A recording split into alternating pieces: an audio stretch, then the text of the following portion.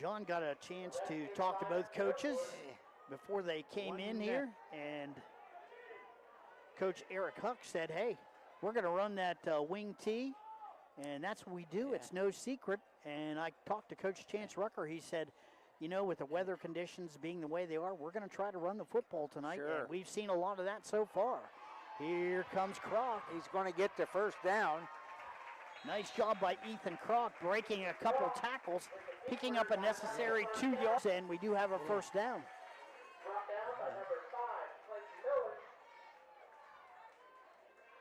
10:26 left here in the first quarter. Sorry for the late join. But we're here. We are here, yes. Ethan Kroc in the shotgun formation. Gavin Leake in the pistol right behind him, straight ahead to Leake. And nobody. Oh, my goodness. Yeah. A lot of Fort Frye Cadets there. Several, 1, 2, 3, 4, 5 that met him at the line of scrimmage. Yeah, I have number 32. Let's see, do you have a number 33 on your roster for Fort Frye? 33. No, okay. I do not. Yeah, no. Okay, well, no. He was in on the tackle, so yeah, must be a little number shuffling by the Cadets as well. Got a few number changes for the Redskins. We'll pass those along as it becomes necessary. Here's Leake with the football again. And man. Nowhere. And that was Braxton Ross, number 55, 6'1", 205, outside linebacker for the Cadets. He met Leake in the hole and nothing doing. That's going to bring up a third down, right around 13 to go for the Redskins. So passing situation for Caldwell, and this is something that Coach Chance Rucker said he wanted to avoid if he could. Well, yep, they're behind the chains, and so that pretty much going to force you. If it's a run, it will be by Ethan Kroc, and it might be just a rollout, pass or run. Timeout. Yeah, Caldwell. Yeah, I think to talk things over. Early timeout by Caldwell. So 8:49 left here in the first quarter. Nothing. Just underway here at the fairgrounds. Again, the Redskins coming in at 2-3 tonight. Fort Frye Cadets coming in at 4-1. Lost their first game to Barnesville. Very good, outstanding Barnesville team this year. And talking to Coach Huck, he said, we lost that game. They pretty much dominated us. He said, we have gotten better every game. He said, we've improved. He said, particularly from game 1 to game 2, there was a noticeable improvement. Of course, this year, Fort Frye, only 31 players on the roster, which is not normal at Fort Frye. Usually they manage to field a team of around 40 kids. So their turnout is down. But they're doing what Fort Frye does. Yeah, they just don't beat themselves. And, they're going to make you play every down against them. So 1 first down, a Caldwell Lumber first down for the Redskins, and now they're looking at 3rd down and 13. Ethan Kroc, the quarterback, in shotgun formation. Yeah, hurling to the, he was in the slot. Now he's going to shift to the left slot. And Leake now in the pistol, right behind Kroc. Kroc now rolling out, looking. Got a man downfield. That's hurling and incomplete. Couple of cadets in the area. Number 2, Grady Hessen, was one of them. He's the quarterback for the Cadets. Yeah. And it's going to force a punt from Caldwell, I think. Yes, I believe they will. And one thing about the Redskins, Ethan Kroc, the quarterback, is the punter. And he's done a good job this year kicking the football away. And Alex Hurlin will be the deep snapper. Long snap, and there we go. Low line drive punt. That checks up. Kroc's punt checks up right around the 35. It's going to roll dead. Redskins grab it right there. That's number 10, Brody Chandler, with the football, and it'll be 1st and 10 for the Cadets. And now we're going to get a chance to see what Fort Frye can do with the football. Good field position, too, for the Cadets on their own 35. So Mr. Hessen, whose mother used to teach at Caldwell, now is at Fort Frye. And they like to run the football. Keep an eye on number 5, Clayton Miller, number 4, Tice Beardsley for the Cadets. Yep.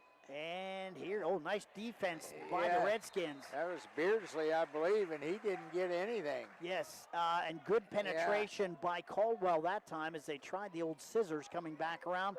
Fake to the fullback going one way, the scissors comes back the other way. Yeah, they like to misdirection you. And that is typical of the wing T offense they like to run. Yes, yes. A lot of fun to watch. And sometimes not fun to defend. Well, if you prepare for it, and I'll tell you what, preparation for this is a little bit different. They are they run that wing team. And okay, here we go. Yeah. One of the wing backs with the football there, and that's number 5, Clayton Miller. I think he had over 200 yards last week, John. Yeah. That was in a win over Harrison Central, 51-6. So now they have face a behind the chain situation. They're 3rd and 8. So we'll see now what Mr. Hessen can do, the quarterback for the Cadets. See what Coach Eric Huck dials up on this. And they do come up in the shotgun formation. Yeah. So they have a wing T variation with the shotgun. 2 slots, 2 wide receivers. Kanan Bradford, the fullback now. They're going to fake, and here, they've got him. And he's down. Yes. Yeah. Great job. That's Ethan number Kroc. 2, Ethan Kroc, coming in from his outside linebacker spot, finding Grady Hessen, and Hessen is dropped for about a 6 or 7 yard loss, and the Cadets will have to punt the football away. So good start for the Redskins, and that's what the coaches were hoping for. Well, and was that they would, get everything going, and they look well prepared for the wing team. Yeah.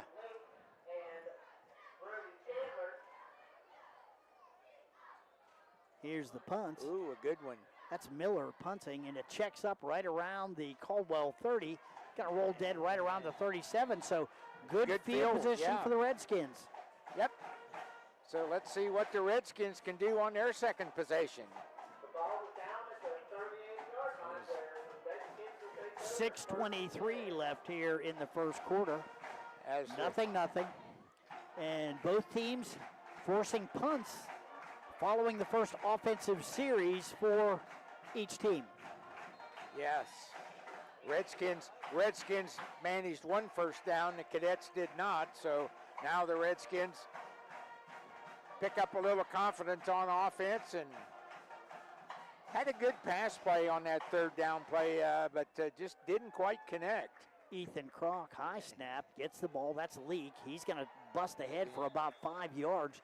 Nice run by number 14, Gavin Leak. Yes. So 2nd down and 5. That's a pretty decent situation. Caldwell can run or pass off that. Yes. But as Coach Rucker said, he said, we want to keep the ball on the ground as much as possible tonight. Yeah, and stay ahead of the chains. I picked that up off of TV. I like that. Yeah.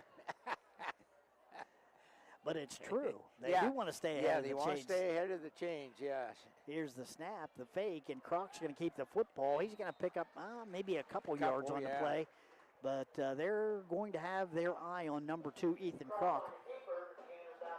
Yeah, I'm sure Coach Huck has said, he's not going to beat us. They're going to have to make somebody else do that. Well, so. They had to have scouted. They know right now that Ethan Kroc having an outstanding year running the football. So that's something I'm sure they're looking for. Yep. Redskins come up again. It's 3rd down, right around 3 to go for Caldwell for a first down. Shotgun formation. Leak is to the right side of Kroc. Here they come, and he's going to cut it upfield. He's going to have enough for the first down. Right at midfield, Ethan Kroc with a nice gain. So Caldwell lumber first down for the Redskins, and 4:56 left here in the first. Caldwell moves the chains. Neither team moving very quickly here, John.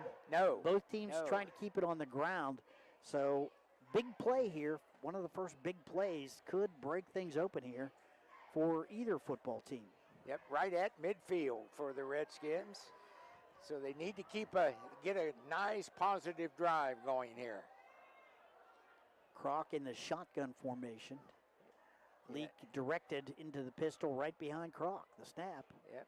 And he Leak straight ahead, and boy, nothing. He's got maybe a yard on the play, if that. Good job by the middle of the Fort Frye defensive line. It's like big 66. That's Zaven Springer getting up from the middle of that scrum. Also number 71, Christian Fries. Yes. And he's right around a half a yard. Yeah, he's 5'10", 248 in there, so. Shotgun formation again, 3:52 left in the first quarter. The snap, straight ahead, Croc. He's going to try right up the middle, and he's not going to have any luck either. Good job. Big scrum of tacklers in there. I think number 55, that's Braxton Ross getting up off the bottom of the pile for Fort Frye. Yeah, he's one of the linebackers, and he's a good one.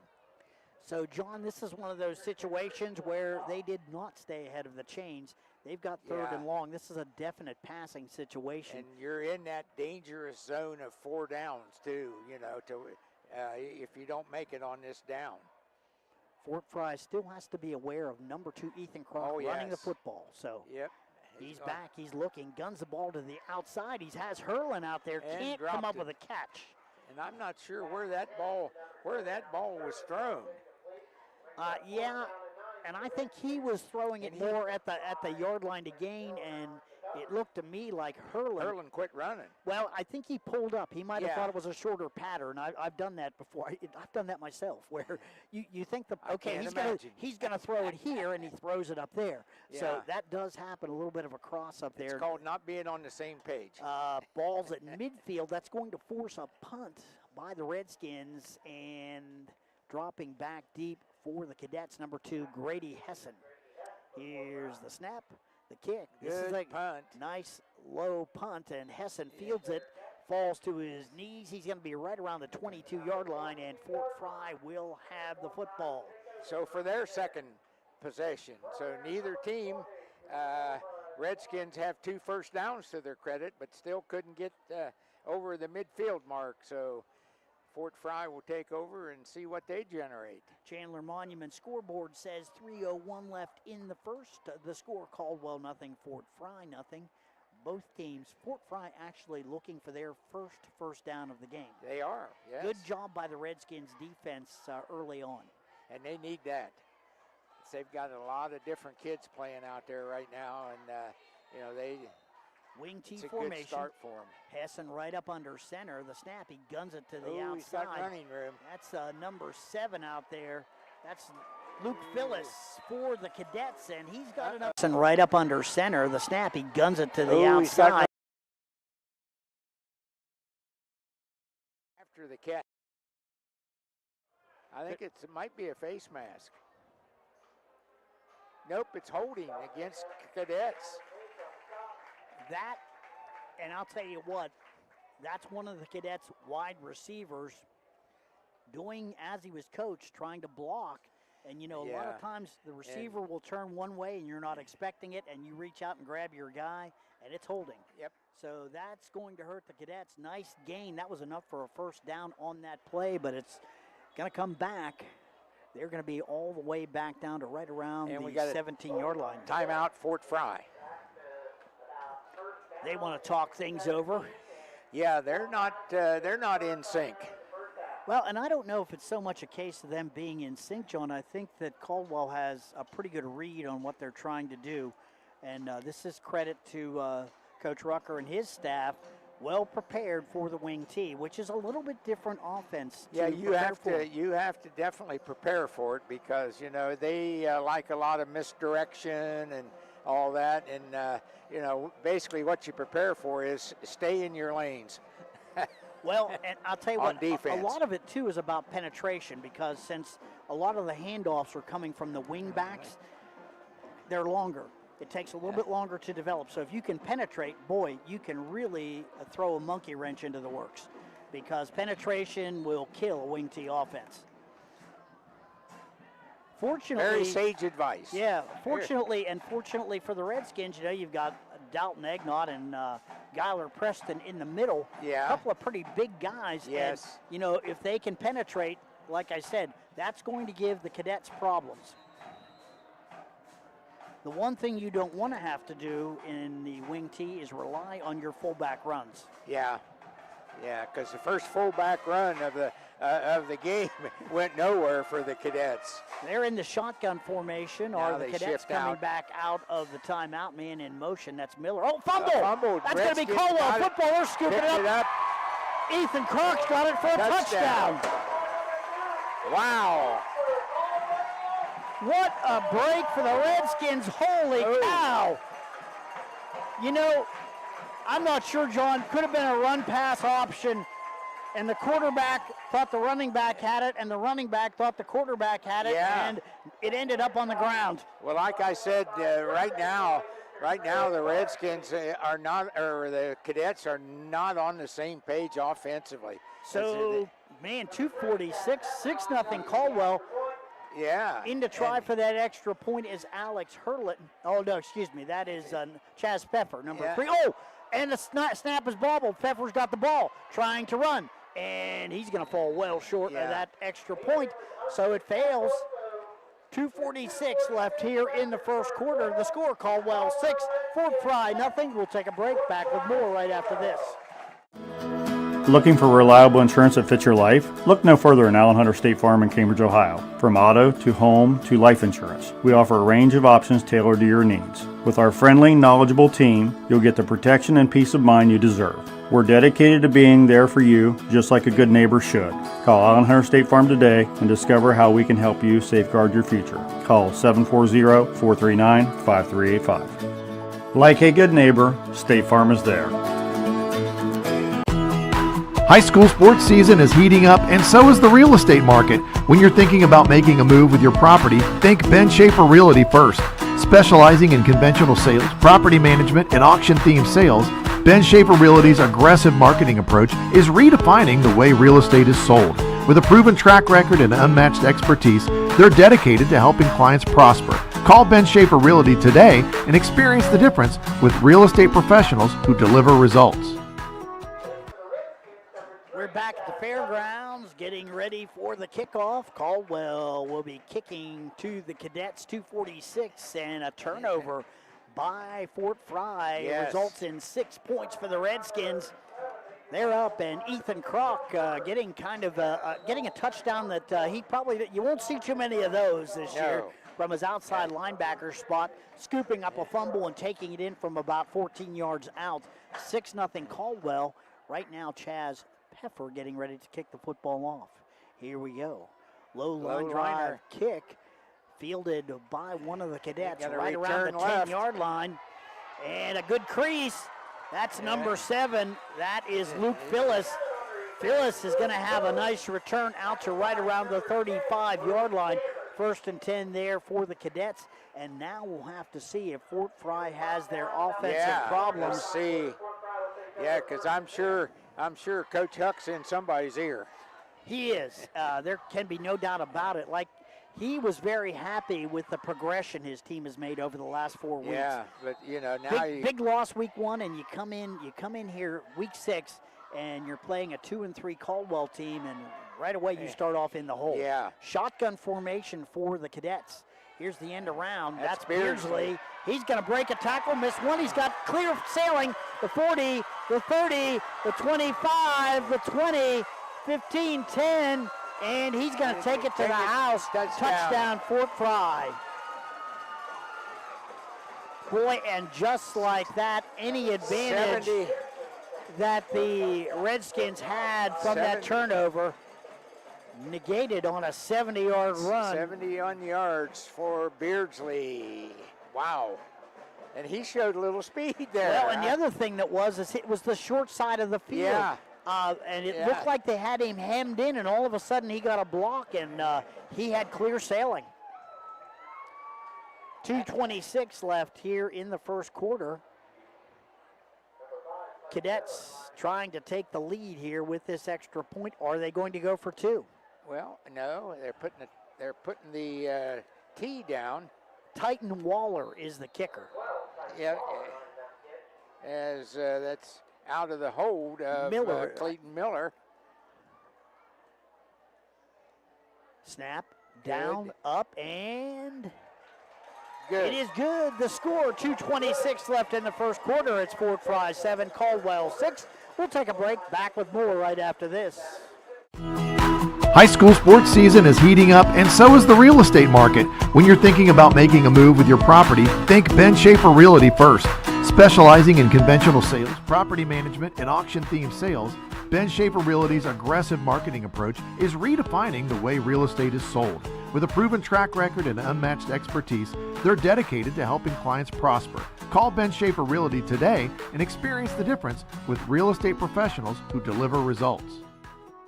It's that time of year again. Football season is upon us. Hey, Mark Kelly here with Bicon Services, wishing all our local teams a great and successful year. As your premier commercial building contractor, Bicon Services is ready to tackle everything from small facility renovations to large industrial expansions. We're here to handle all your commercial and industrial needs under one roof. So while you're out there scoring the winning touchdown, let us work on making your next commercial project a success. Bicon Services, building the future one project at a time.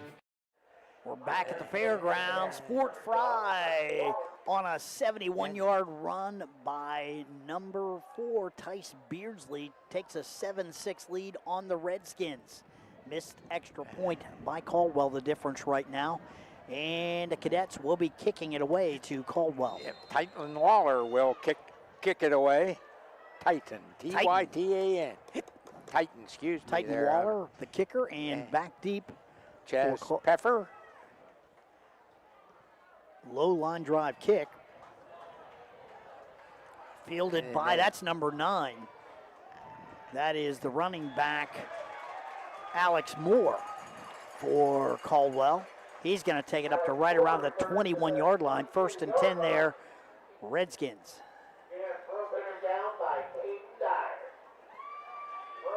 Okay.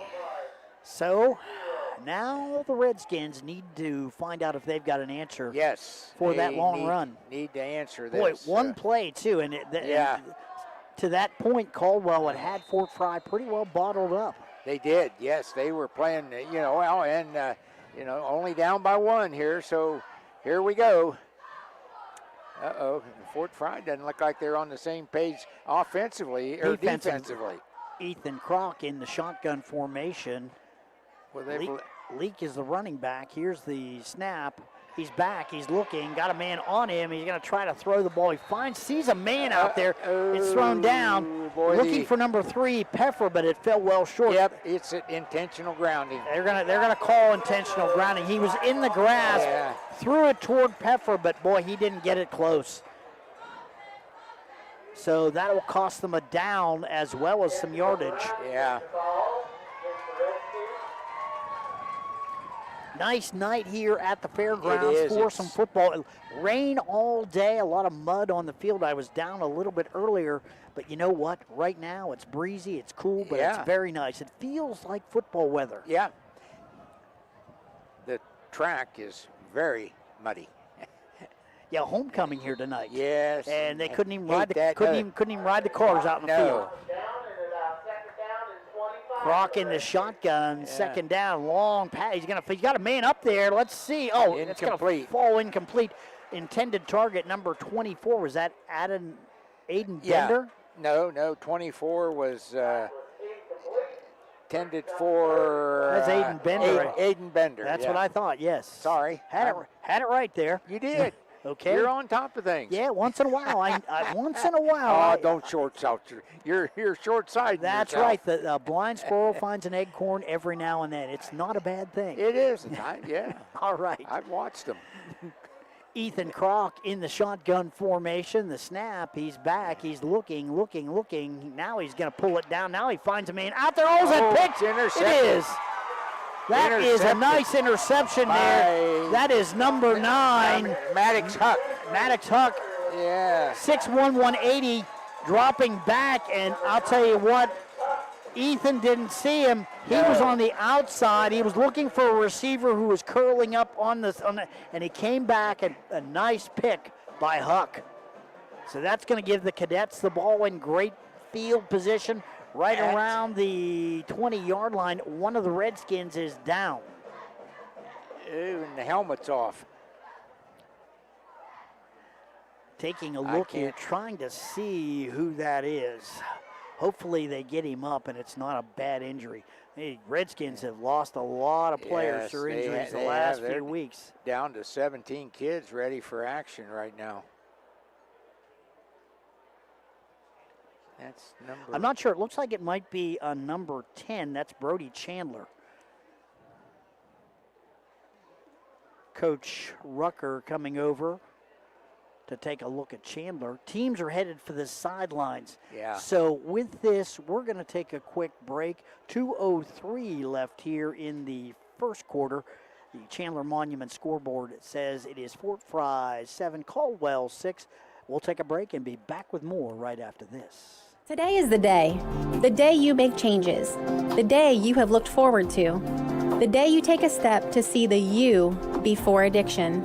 And it all starts right here at the Residence, an in-bed facility that designs your recovery to your needs, 24 hours a day, 7 days a week. I'm Crystal Reynolds for Cedar Ridge Behavioral Health Solutions. Our approach is personal, and it is as individual as your needs. We are here for you. Call 855-692-7247.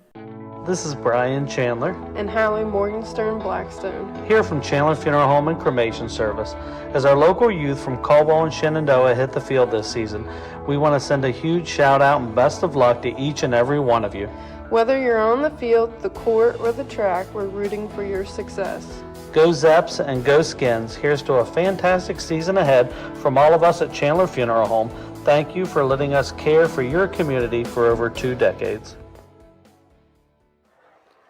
We're back at the fairgrounds. Injured player number 10, Brody Chandler, heading off on his own power, so that's a good thing.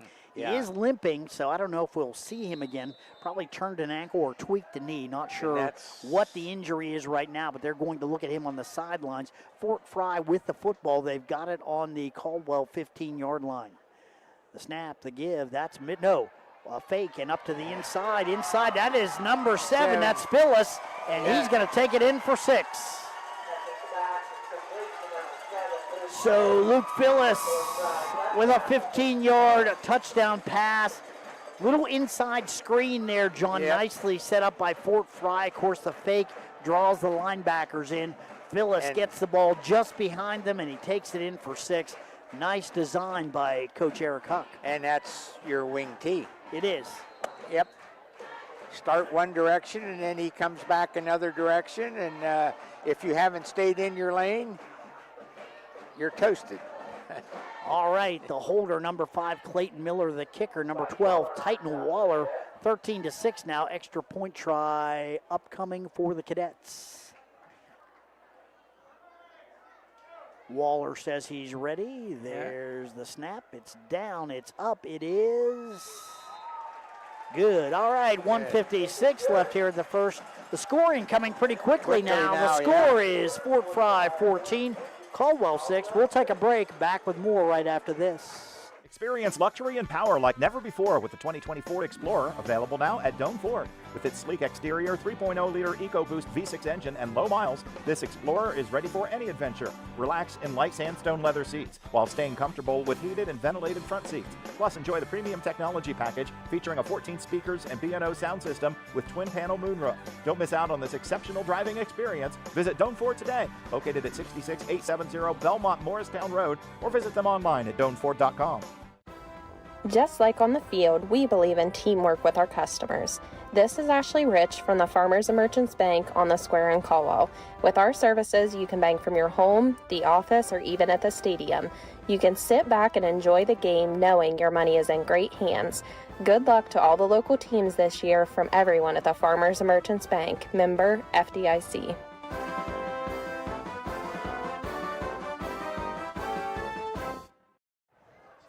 We're back at the fairgrounds. Bill Cassler, John Secrest with you here. Fort Frye Cadets, after the Redskins jumped out to a 6-0 lead on a turnover by the Cadets.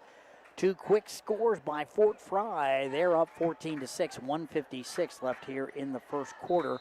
Redskins looking to get the kickoff now. Here's number 12. That is Titan Waller for Fort Frye. This is a little bit higher Yeah. And it's going to chase. Yeah, let's see, that's Moore back yeah. there. Alex Moore. He's going to come up and take it to right around the 28-yard line. So it'll be first and 10 there for the Redskins. Yeah, you got to pretty much believe Coach Huck flipped a switch on the sideline. Well, he must have talked to somebody because all of a sudden they are starting to click offensively now. Yeah, I think he got in somebody's ear. Let's see now if Coach Rucker can get in someone's ear and generate a little bit of offense for the Redskins. Yeah, the Redskins kind of staggered a little bit on that last possession. The first two possessions, they got some first downs on installed, but that last possession. Turnover. Yeah, and the intentional grounding. Yeah, that hurt him on first down. So that's a loss of down penalty. Yes. All right, shotgun formation. Leak in the pistol right behind Croc. Straight ahead. Leak's got it. Makes one man miss, and they're going to bring him down right around the 30. That's a gain of right around 2 on the play. Yeah.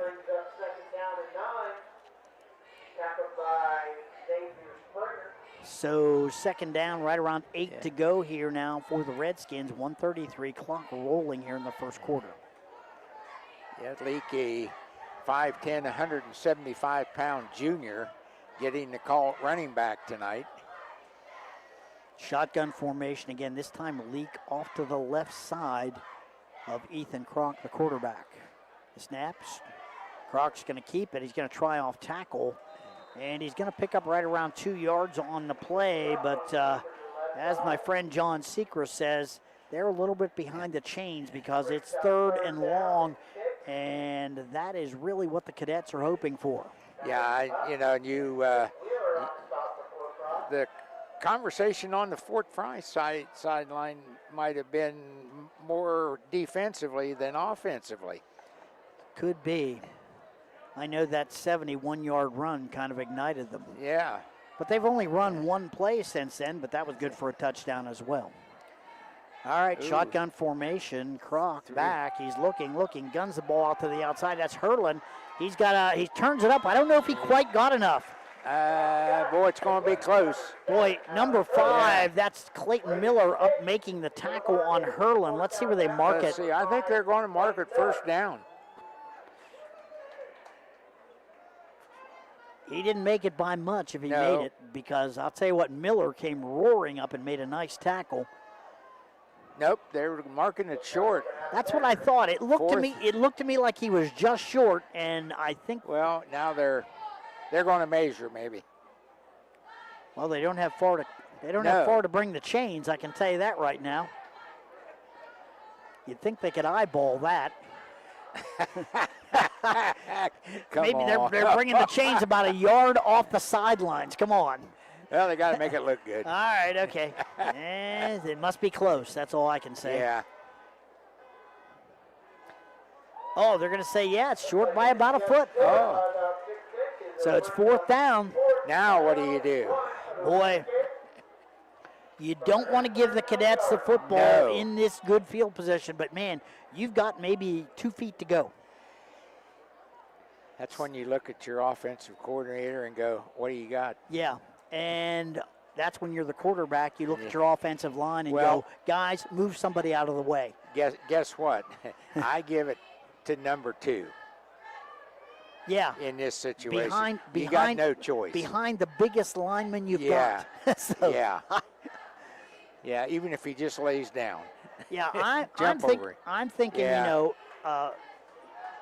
Dalton Egnott is a guy I like to run behind.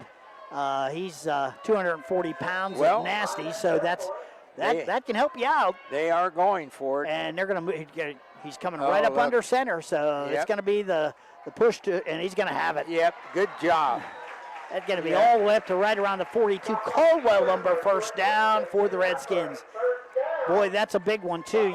You don't want to give Fort Frye the football with this kind of momentum. Exactly.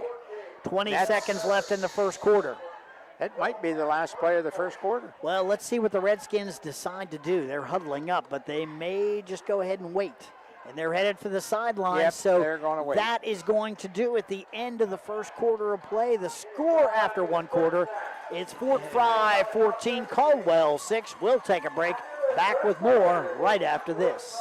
This is Ken Perkins. Robin and I and the staff at McVeigh Perkins Funeral Home want to wish Noble County athletes from Shenandoah and Caldwell High Schools an exciting fall sports season. We also want to wish all students a successful school year on and off the field. In our tight-knit community, our kids are our future, and we are honored to watch them succeed. McVeigh Perkins Funeral Home invites you to visit us at www.mcveigh-perkins.com or on Facebook. Patrons Buckeye Mutual Insurance Company is a proud supporter of high school football.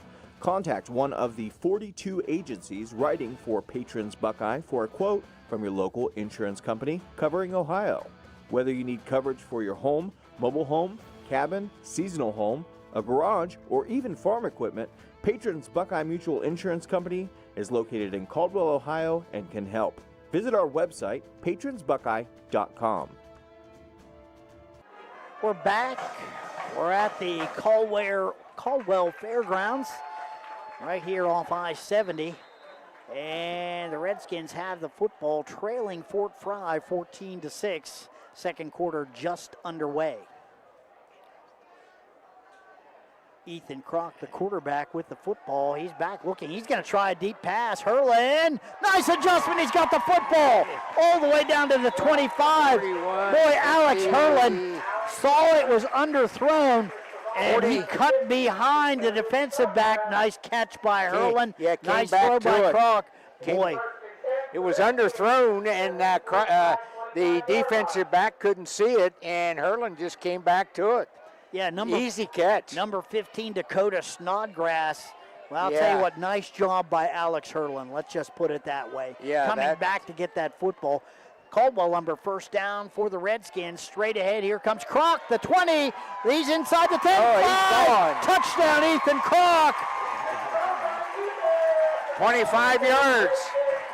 So one play, and the Redskins have cut the lead to 14-12. No doubt about it, you go for two here. Yeah, yep.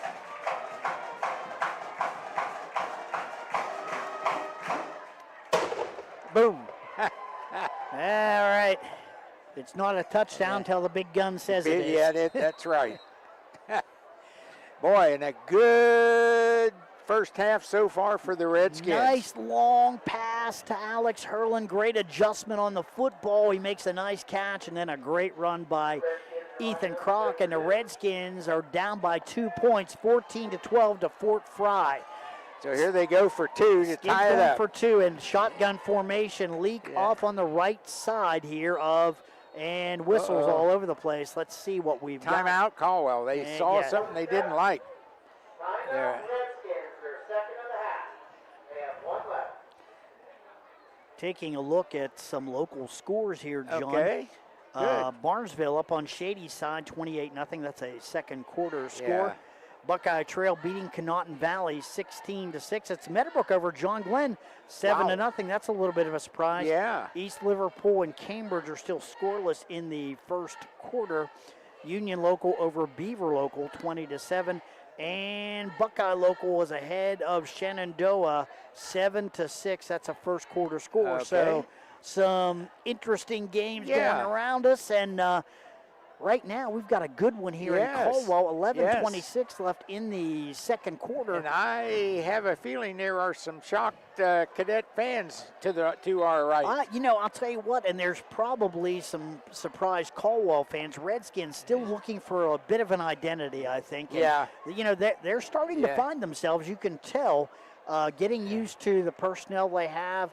I really like that last long pass from Kroc to Alex Hurlin. Yeah. Great adjustment by Hurlin, and Ethan Kroc's got a good arm. Oh, yeah. Yeah, so that's, and our opponents know that too, but the defensive back just could not see the football. If they didn't know it, they know it now. Yeah. All right, shotgun formation.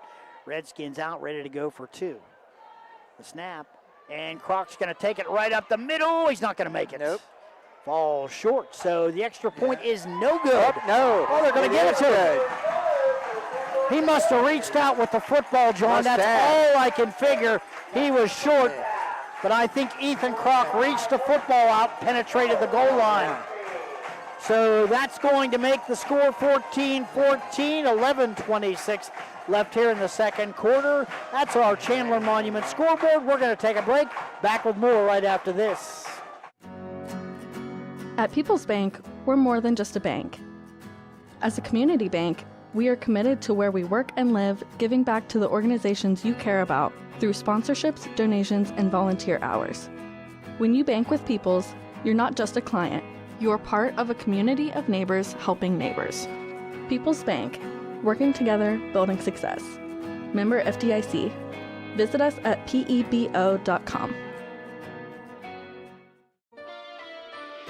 Shriver's Pharmacy is a proud supporter of Ohio high school sports, wishing all area athletes, coaches, and parents a healthy and successful season. When you play, play with heart. Local and independent since 1979. Shriver's Pharmacy, because we care.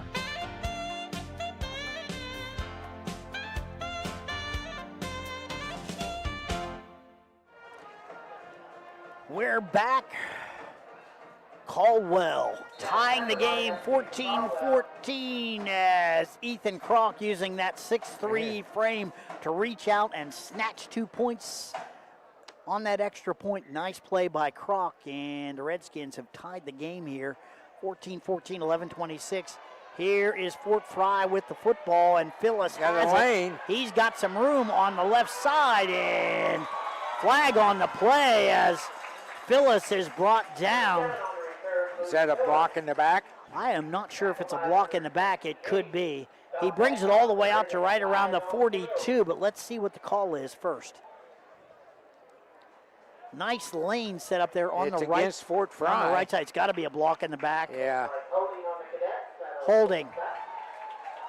And that's from the spot of the foul, not the spot where he went down. So I think that's going to be right around from the 35. That'll cost him 10, so it'll be 1st and 10 at right around the 25, I think.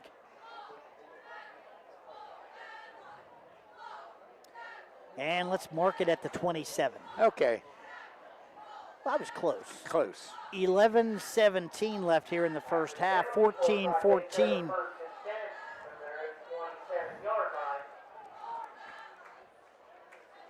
All right. Wing T formation for Fort Frye. Grady Hessen up under center. Fullback number 10, Kalen Bradford, right behind him. Man in motion, Beardsley. Here's the give right ahead, and that is Bradford, the fullback, and he's got a big hole. He's going to take it all the way up to right around the 38-yard line. That's going to be enough for a Caldwell Lumber first down for the Cadets. Want to thank our sponsors: Cedar Ridge Behavioral Health Solutions, Stoney's RV Sales and Service, Patrons Buckeye Mutual Insurance, Chandler Funeral Home, Allen Hunter State Farm, Ben Schaefer Realty, Guernsey Muskingum Electric Co-op, Bicon Services, West 40 Auto Sales, WB Green Insurance, Doan Ford, People's Bank, Sioux Snode State Farm, McVeigh Perkins Funeral Home, Farmers and Merchants Bank, and Southeastern Ohio Credit Union. Here we go, straight ahead for the Redskins, and brought down after right around maybe a 5-yard gain. I'm trying to get in there. That was one of the wingbacks. That's number 5. That's Miller.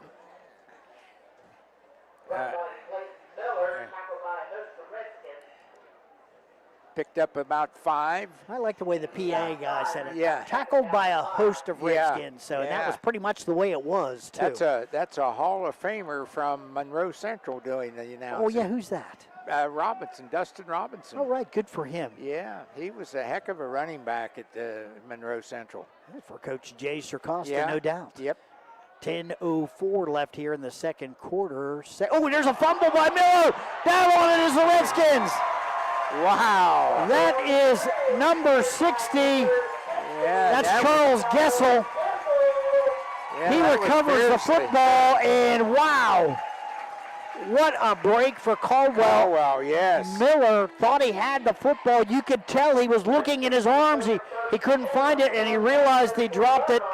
Gessel spotted it and jumped on it. Redskins with the turnover. They've got it 1st and 10 on the Fort Frye 34-yard line. Second turnover for the Cadets. And under 10 minutes now here in the second quarter. Redskins with an opportunity to take the lead. We're tied at 14 here. Kroc, the snap, straight ahead. Ethan Kroc tries something on the left side. He cuts it up inside. He's going to have a short gain, probably right around 2. Now let's make it 3. Second down and 7 now for Caldwell. Yeah.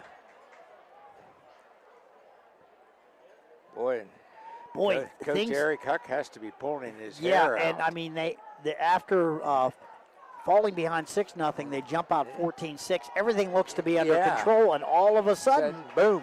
Yeah, long pass and a great extra point by the Redskins, and Caldwell with the football again. Here's Kroc, and trying to throw it down there. That was number 10. That was Brody Chandler. Not so much the incompletion, but it's good to see Brody Chandler back out on the field after he limped off. Yes. Yeah, must just tweaked a little bit of an ankle. So, and he was downfield on that one. So Redskins are in 4-down territory here, Bill. Make no mistake about it. You are correct, sir. They will go for it on any 4th down they have, barring penalties here. Yeah. Here's Kroc in the shotgun formation. 3rd down, 7 to go. Kroc straight ahead. Nothing doing. No. He's going to be short. He's going to take it to right around the 30. That's a gain of right around 1 on the play, so it's going to be 4th down, right around 6 to go. But as you said, 4-down territory. There's no doubt they'll go for it. Yep. So 4th and about 6. That's what I'd call it. So let's see what they got up their sleeve. They're checking their plays on their arms. Well, you could run this. Yeah. Probably better off to pass it, but you could run this. Yeah. The snap, he's back. He's looking. Good protection. Now he's going to be flushed out. Rolling, looking back. Now he's going to chuck it down into the end zone, and somebody's got it. No, it fell incomplete. Rolled out. And with the incompletion, no flag on the play.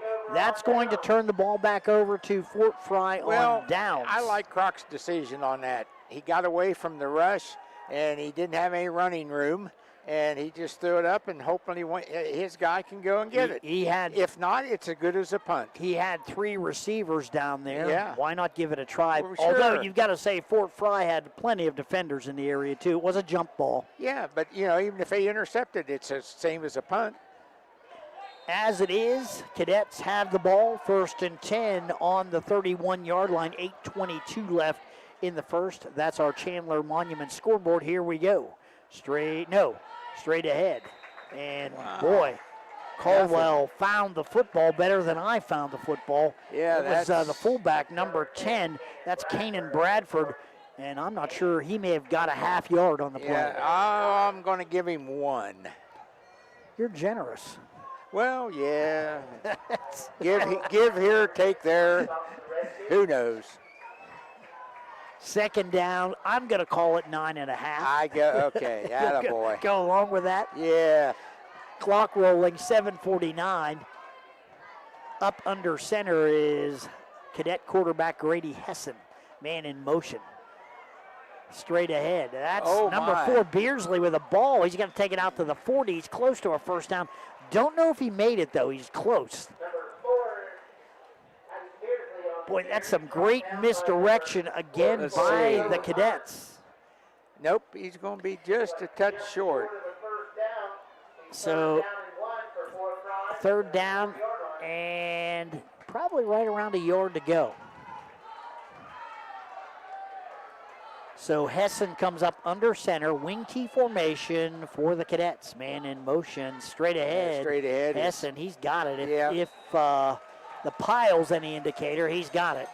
Yep. Caldwell Lumber 1st down for Fort Frye, and Caldwell Lumber 1st down.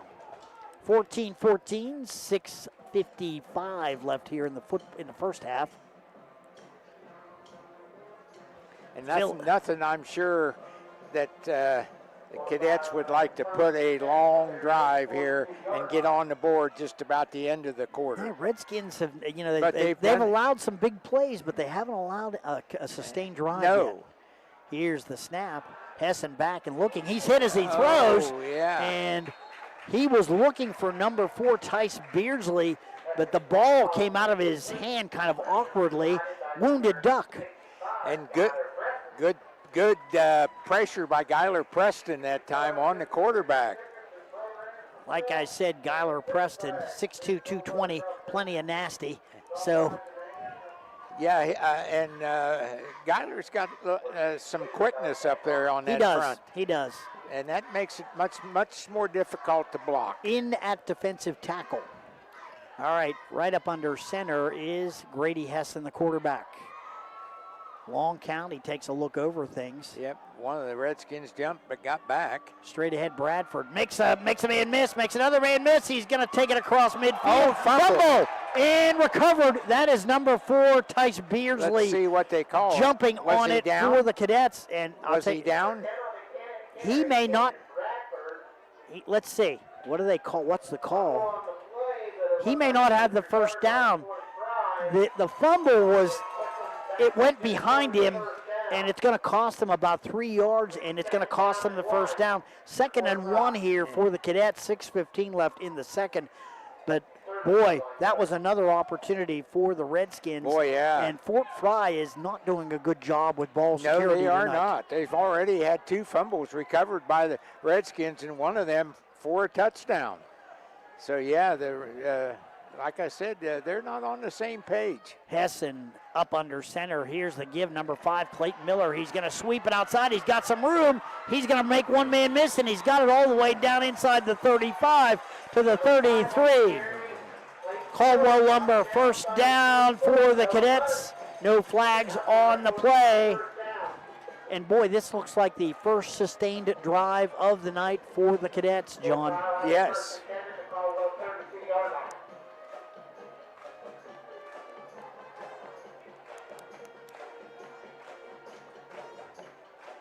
.5:30, clock rolling here in the second quarter.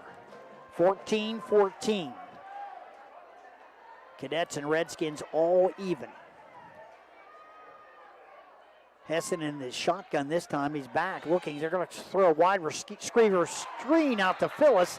And falling on the ball. Incomplete. Is Gavin Leake, but pass is incomplete to Phyllis. So that'll bring up 2nd and 10 for the Cadets. There was a little bit of green out there if he catches that. Well, I'll tell you what, they're having so much success running the football with the misdirection. I don't know why you go away from that, but 2nd and 10, that's a good situation for Caldwell right now. You know. Yeah, now they're behind the chains. Yeah, they are behind the chains. Yep. We're gonna stay with that theme tonight. Here's the quarterback. Oh, that's Bradford with the pitch, and he's not going to have a whole lot of room. He'll pick up a couple yards. About 3. Short side of the field again, and they're going to mark it. Let's see, right around the 30. Yeah. Maybe the 29. It'll be 3rd down and 7 for the Cadets, of course, are in 4-down territory here also. No doubt about it, but they are behind the chains. They are, as the theme of the night, behind the chains. They're behind them. Don't want those 3rd and longs, particularly on a night like this. Yeah, and they have not, the Cadets have not particularly thrown the ball well. The snap, straight ahead. And it's Beardsley. Yeah. He loses a yard. They've run that successfully, John, a couple of times. Yeah. But this time the Redskins were ready for it. He loses a yard. So 4th down, probably right around 7 to go. And just as the Redskins experienced here earlier in the second quarter, 4th down situation for the Cadets. What's in your playbook here? I don't know, but they're going to call it. Because Coach Huck just whispered it into Grady Hessen's ear. As you said, Grady Hessen is not, I don't think he's got as strong an arm as no. Ethan Kroc does. But they're probably not going for it all. They just like to get a first down. All right, here's Hessen looking, got a man, yes! Nice throw, nice catch right across the middle. That's number 5, Clayton Miller, and he has enough for a Caldwell Lumber first down. Well executed, nice throw there by Grady Hessen. Got to give all the credit in the world to the Cadets on that one. Yeah. Good execution. That was, yeah, they were on the same page that time. So we're at the 3:30 mark here in the second quarter in a good football game. Clock winding down, 14-14. Wing T formation, Hessen up under center. The snap to give to Bradford right up the middle, and they've got him. Short game.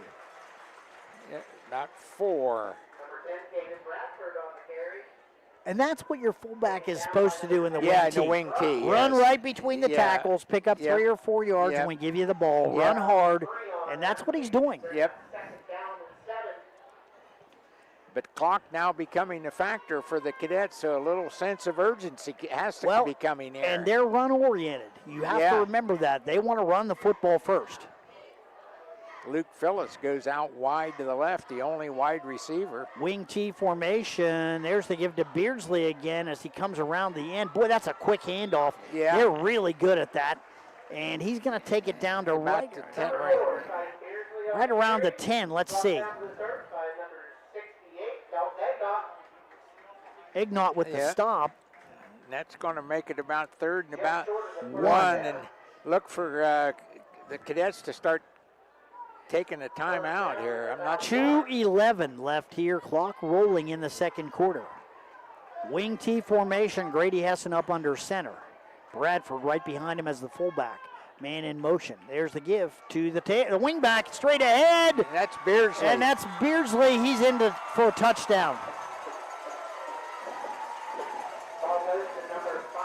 Oh, that's Miller. Miller with the ball. Miller. They fooled you that time. They did. I couldn't find it. Miller had the ball, and he takes it in for the score. Yeah, So that was a good ball handling that time by Hessen. Clayton Miller takes it in, and that is the wing T right there. Yes. Yes.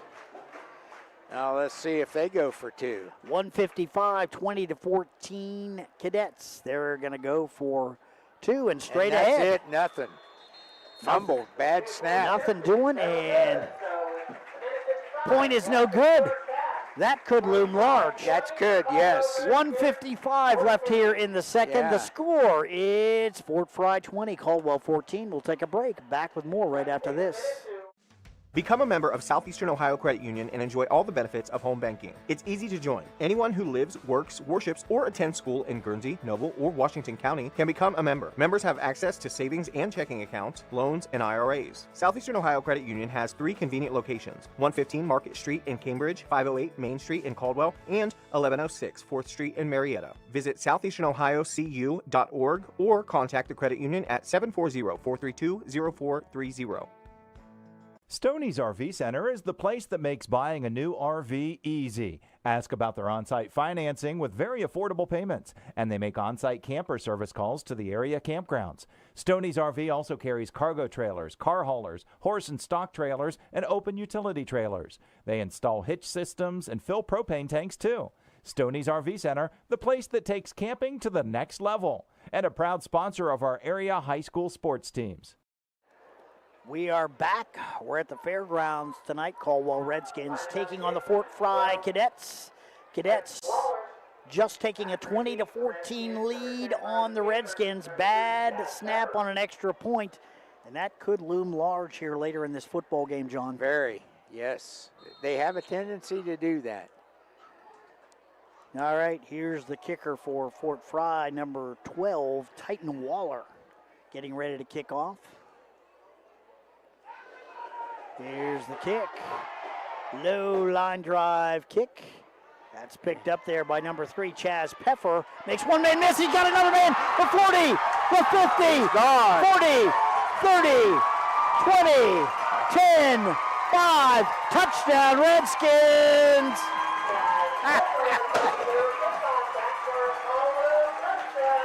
He did that with one step. Yeah. One step.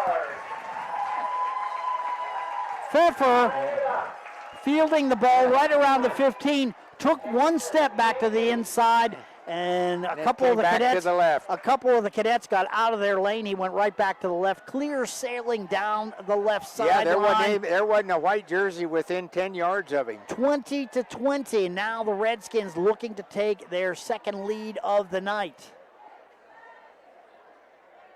Then they're going to kick it, so Chaz Pfeffer will do the kicking. So he gets all 7 if he can do this. Yeah. This could be a rare feat. Hope he's not wore out.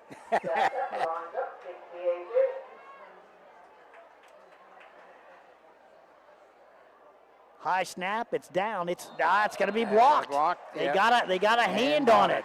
So 1:43 left in the first half.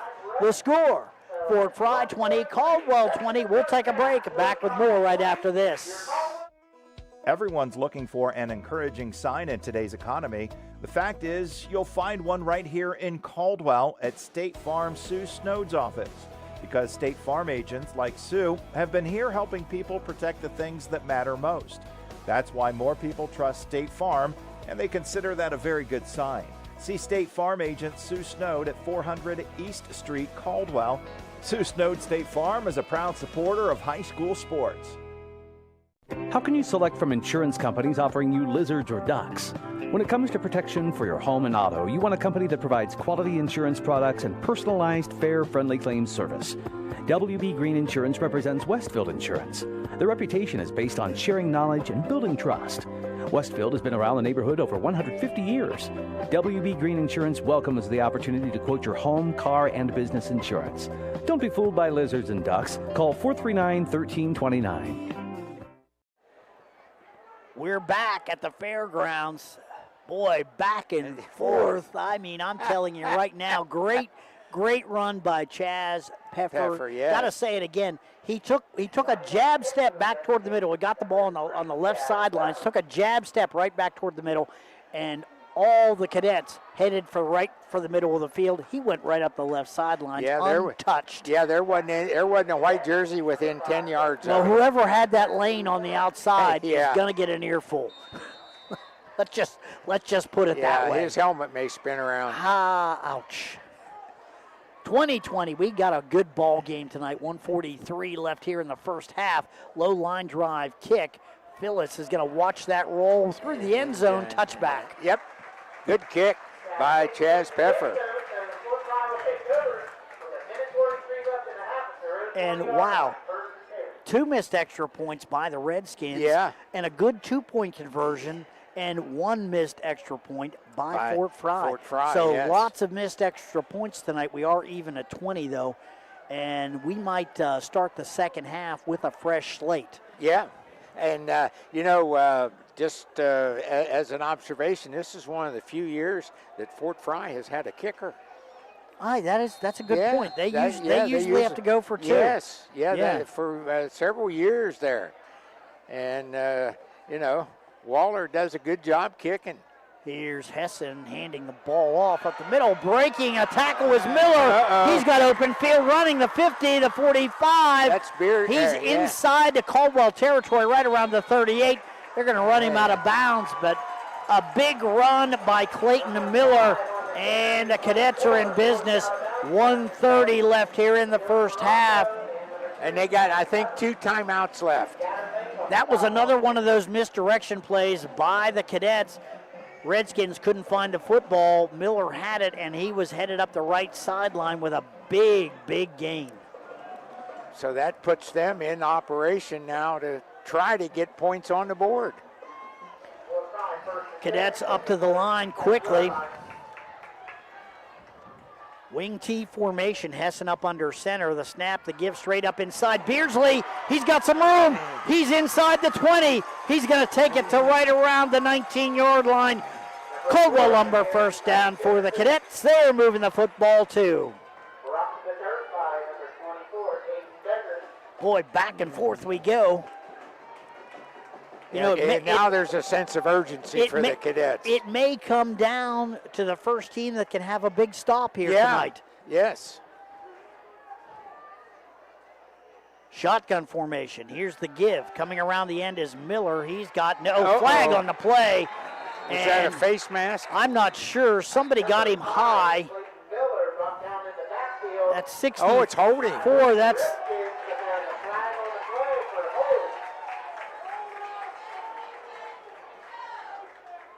That's 64 for the Redskins. I'm not sure who that is. You have a 64 in your No, I don't. Okay. No, I don't. No. Well, it's a fairly new-looking jersey, Yeah. so he may have just changed up. So that moves the ball back to the 30-yard line, so Wow. it'll be first and several. Gotta say it. You hate to hear this from coaches, but turnovers tonight have really killed, and penalties have killed the Cadets. Yes, it have. All right, back and looking for receivers. Hessen right out there. A great job by Beardsley. He's going to have the ball down right around the 15-yard line. Another flag on the far sideline. Not sure what this one's all about. No, I'm not going. Officials talking it over. Let's see. Another holding penalty. Wow. Boy, the Cadets, they've had probably about 4 or 5 notable holding penalties. Yes, they tonight. have. And That's it's hurt their them. 4th holding penalty. And I'm hearing the Boo Birds over there on the visitor side of the field. They're not agreeing with those calls. Well, we can't see them, so we can't agree or disagree. I'm not seeing holding. I'm not seeing holding. And so, I'm not, and we very seldom ever do see it. Well, when you spread the field like they do, holds can happen.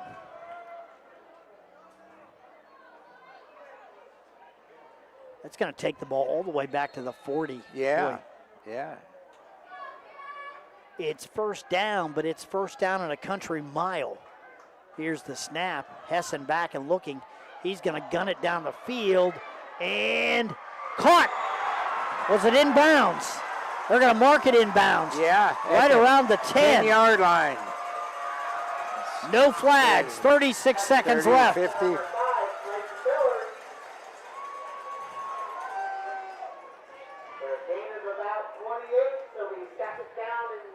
Boy, 28-yard gain, and it's second down. 36 seconds left to go in the first half. Wing T formation. Cadets with the ball. Back up inside. Miller down inside the 5 to right around the 2. No flags. Number 5 again on the carry. Late Miller tackled by number 74. They're going to mark it right around Timeout. the 3. Yeah, timeout, Fort Frye. 29 seconds. That is a Caldwell Lumber first down, a huge one. But wow. One timeout left now for the Cadets. It's 20-20, 29 seconds left here in the second quarter. You're on the 3-yard line. This game has gone back and forth, John. Yes. And I think the Redskins come out tonight just with a chip on their shoulder with something to prove, and they are doing it well. No doubt about it. Hey, thanking our sponsors quickly, Southeastern Ohio Credit Union, McVeigh Perkins Funeral Home, Farmers and Merchants Bank, Sue Snowd State Farm, People's Bank, Doan Ford, WB Green Insurance, West 40 Auto Sales, Bicon Services, Guernsey Muskingum Electric Co-op, Ben Schaefer Realty, Chandler Funeral Home, Allen Hunter State Farm, Stoney's RV Sales and Service, Patrons Buckeye Mutual Insurance, and Cedar Ridge Behavioral Health Solutions. Without these sponsors, John, we could not be here. Right. And we've enjoyed this one tonight. It has been boy. a good one. Action, action, action. Like we said, might come down to the first team who can make a defensive stop. This could be it right here. Or kick an extra point. Yeah, and and the Cadets' ball handling has been suspect. All right. Number 2, Grady Hessen up under center. 29 seconds left. Cadets have one timeout. Here's the give straight ahead. Touchdown. Yep, that's Miller. Number 5, Clayton Miller takes it in. 26-20. 25.7 seconds left. Hey, don't tune out. There's 25 seconds left. There's time for another score. Oh, yeah. I was just looking down on the sidelines. I wondered where, because they're the closest to us, but I just remembered Dakota Snodgrass from last year, and he is out, and he was one of their better athletes last year. He's walking around with all kinds of knee braces on. I'll tell you what, he was the one who got beat by Alex Hurlin on the sidelines. number 15. Here's the extra point up, and that one's good. So 25.7 seconds left in the second quarter. The score, Fort Frye 27, Caldwell 20. We'll take a break. Back with more right after this. Everyone's looking for an encouraging sign in today's economy.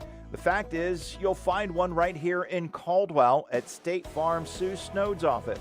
Because State Farm agents like Sue have been here helping people protect the things that matter most.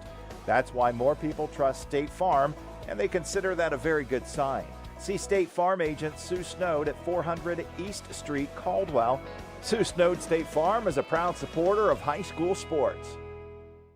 How can you select from insurance companies offering you lizards or ducks? When it comes to protection for your home and auto, you want a company that provides quality insurance products and personalized, fair, friendly claims service. WB Green Insurance represents Westfield Insurance. Their reputation is based on sharing knowledge and building trust. Westfield has been around the neighborhood over 150 years. WB Green Insurance welcomes the opportunity to quote your home, car, and business insurance. Don't be fooled by lizards and ducks. Call 439-1329. We're back at the fairgrounds getting ready for the Fort Frye kickoff to the Redskins. Cadets lead 27-20, 25.7 seconds left. Here's a short pooch kick, and one of the upmen's going to take it for Caldwell. That is number 44. And that would be Owen Hunt. Boy, a lot of yelling from the Fort Frye sideline. They thought there might have been a fumble, but no. They're saying that was caught. There may have been, but it may have been caused by the ground. Yeah. So no fumble. 1st and 10 for the Redskins. At the 35. Good field position. Yeah. Yes.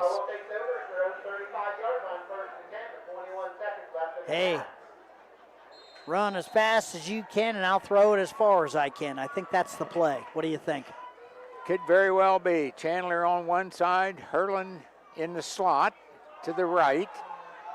Croc, the quarterback, is back, looking. Now he's going to step up. Now he's going to zing it out to the sidelines. Incomplete. And looking there for number 24, Aiden Bender. Bender couldn't come up with it, so that's going to bring up a 2nd and 10. 14.5 seconds left here in the first half.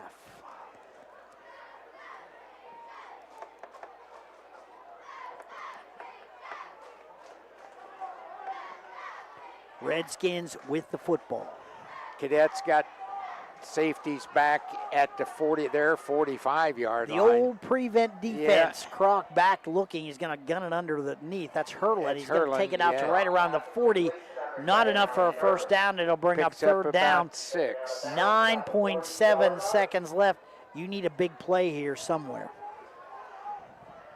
Yep, this will probably be the last play of the game, or of the football. Half. First half, John. Yeah, you're rushing things along a little bit. No. Looking forward to the second half. If it's as exciting as this one, we'll have a lot of audience. Good football game. All right, here's Croc back, looking. Now he's stepping up. He's still looking. Gonna gun the ball down the field. That's gonna be picked off. Yep, that's intercepted by Maddox Huck, excuse me. And that's his second on the night. Maddox Huck picking off number 2, Ethan Croc. So 1.9 seconds left. Not much time here on the clock. But I'd rather see the ball down the field like that in that situation. Yeah. You need a big play, you may as well go ahead and go for it. Let's see, will the Cadets take a knee? I think they will. Wouldn't surprise me if they would, because Caldwell has 7 players back deep. Yep. 4 on the line of scrimmage. It's a fumble, and markers fly in. Boy, oh boy. That's wow. Hessen fell on the football, but it is a fumble. Bad snap. Yeah. So, wow. And that was under center. It was. That was under center. All right, the score at halftime. It's Fort Frye 27, Caldwell 20. We'll take a break. We'll be back with more from the fairgrounds right after this. Welcome to the ABC Sports Halftime Show. It's week 6 of high school football. I'm Dave Hilliard, along with Brett Klein. 4 games tonight on the ABC slate. Brett, 3 video games. That is correct. So you can always catch our video games at YRP TV YouTube channel. Tonight, on YRP TV, Fort Frye, the Cadets, and it's Fort Frye just being Fort Frye. They lost week 1, but they are rolling again. The wing T machine that they are. They are at Caldwell tonight. That's also on WBNV 93.5. And the Cadets, when they get the wing T rolling, they're hard to beat, and they are just on a roll, and I would look for them to make yet another playoff run this year. I would say so. I mean, any defense, if you're going up against the wing T, 1 second's going, that is very difficult to put a stop to. Exactly. A game just on the radio tonight on WILE 97.7. We've got East Liverpool visiting Cambridge, a 1-4 versus an 0-5, Brett. There's not... I'm not going to say it's the most appealing game in the world, but it's winnable. It is. One of these teams is going to win. They're going to get either East Liverpool a second win, or Cambridge could finally break the losing streak that they've got going right now. So hopefully the Bobcats can put it together and maybe steal one tonight. I agree. You know, Cambridge, they haven't had much success offensively or even defensively. You know, a lot of teams putting up a lot of points against the Bobcats, but coming up against the 1-4 Potters, I think that this is going to be one of the chances Cambridge has to come away with their first win on the season. And an intriguing game down at Crooksville tonight. Philo, the Electrics, take on the Ceramics, 2 of my favorite nicknames in the world right there. Nash Icon 98.5 and 107.9, and also YRP TV. Now, the Electrics lost their first 2 games, Brett, but they've won 3 in a row. Yeah, I've had the chance to follow Philo the past couple of weeks, and once they get the ball moving, they have a very talented running back in Talon Preston. Exactly. Had a very effective run game last week versus Meadowbrook. They're coming up against a 4-1 Crooksville team who had a similar start last year, started 3-0, but then lost a handful of games. But I think Crooksville is trying to make a good come up, especially coming off of a win last week versus Morgan. Now, it was not a league game per se. It was a crossover game, but it's the first time that Crooksville has beat an MVL opponent since 2020. So congrats to the Ceramics. They're off to a great start. And again, we'll start looking at those playoff things coming up, and Crooksville possibility as a playoff team if they can win a couple more games. And our last game tonight, John Glenn takes on the Meadowbrook Colts in an interesting one, I believe. Kind of a backyard brawl, so to speak. That's on KC 105 and also YRP TV.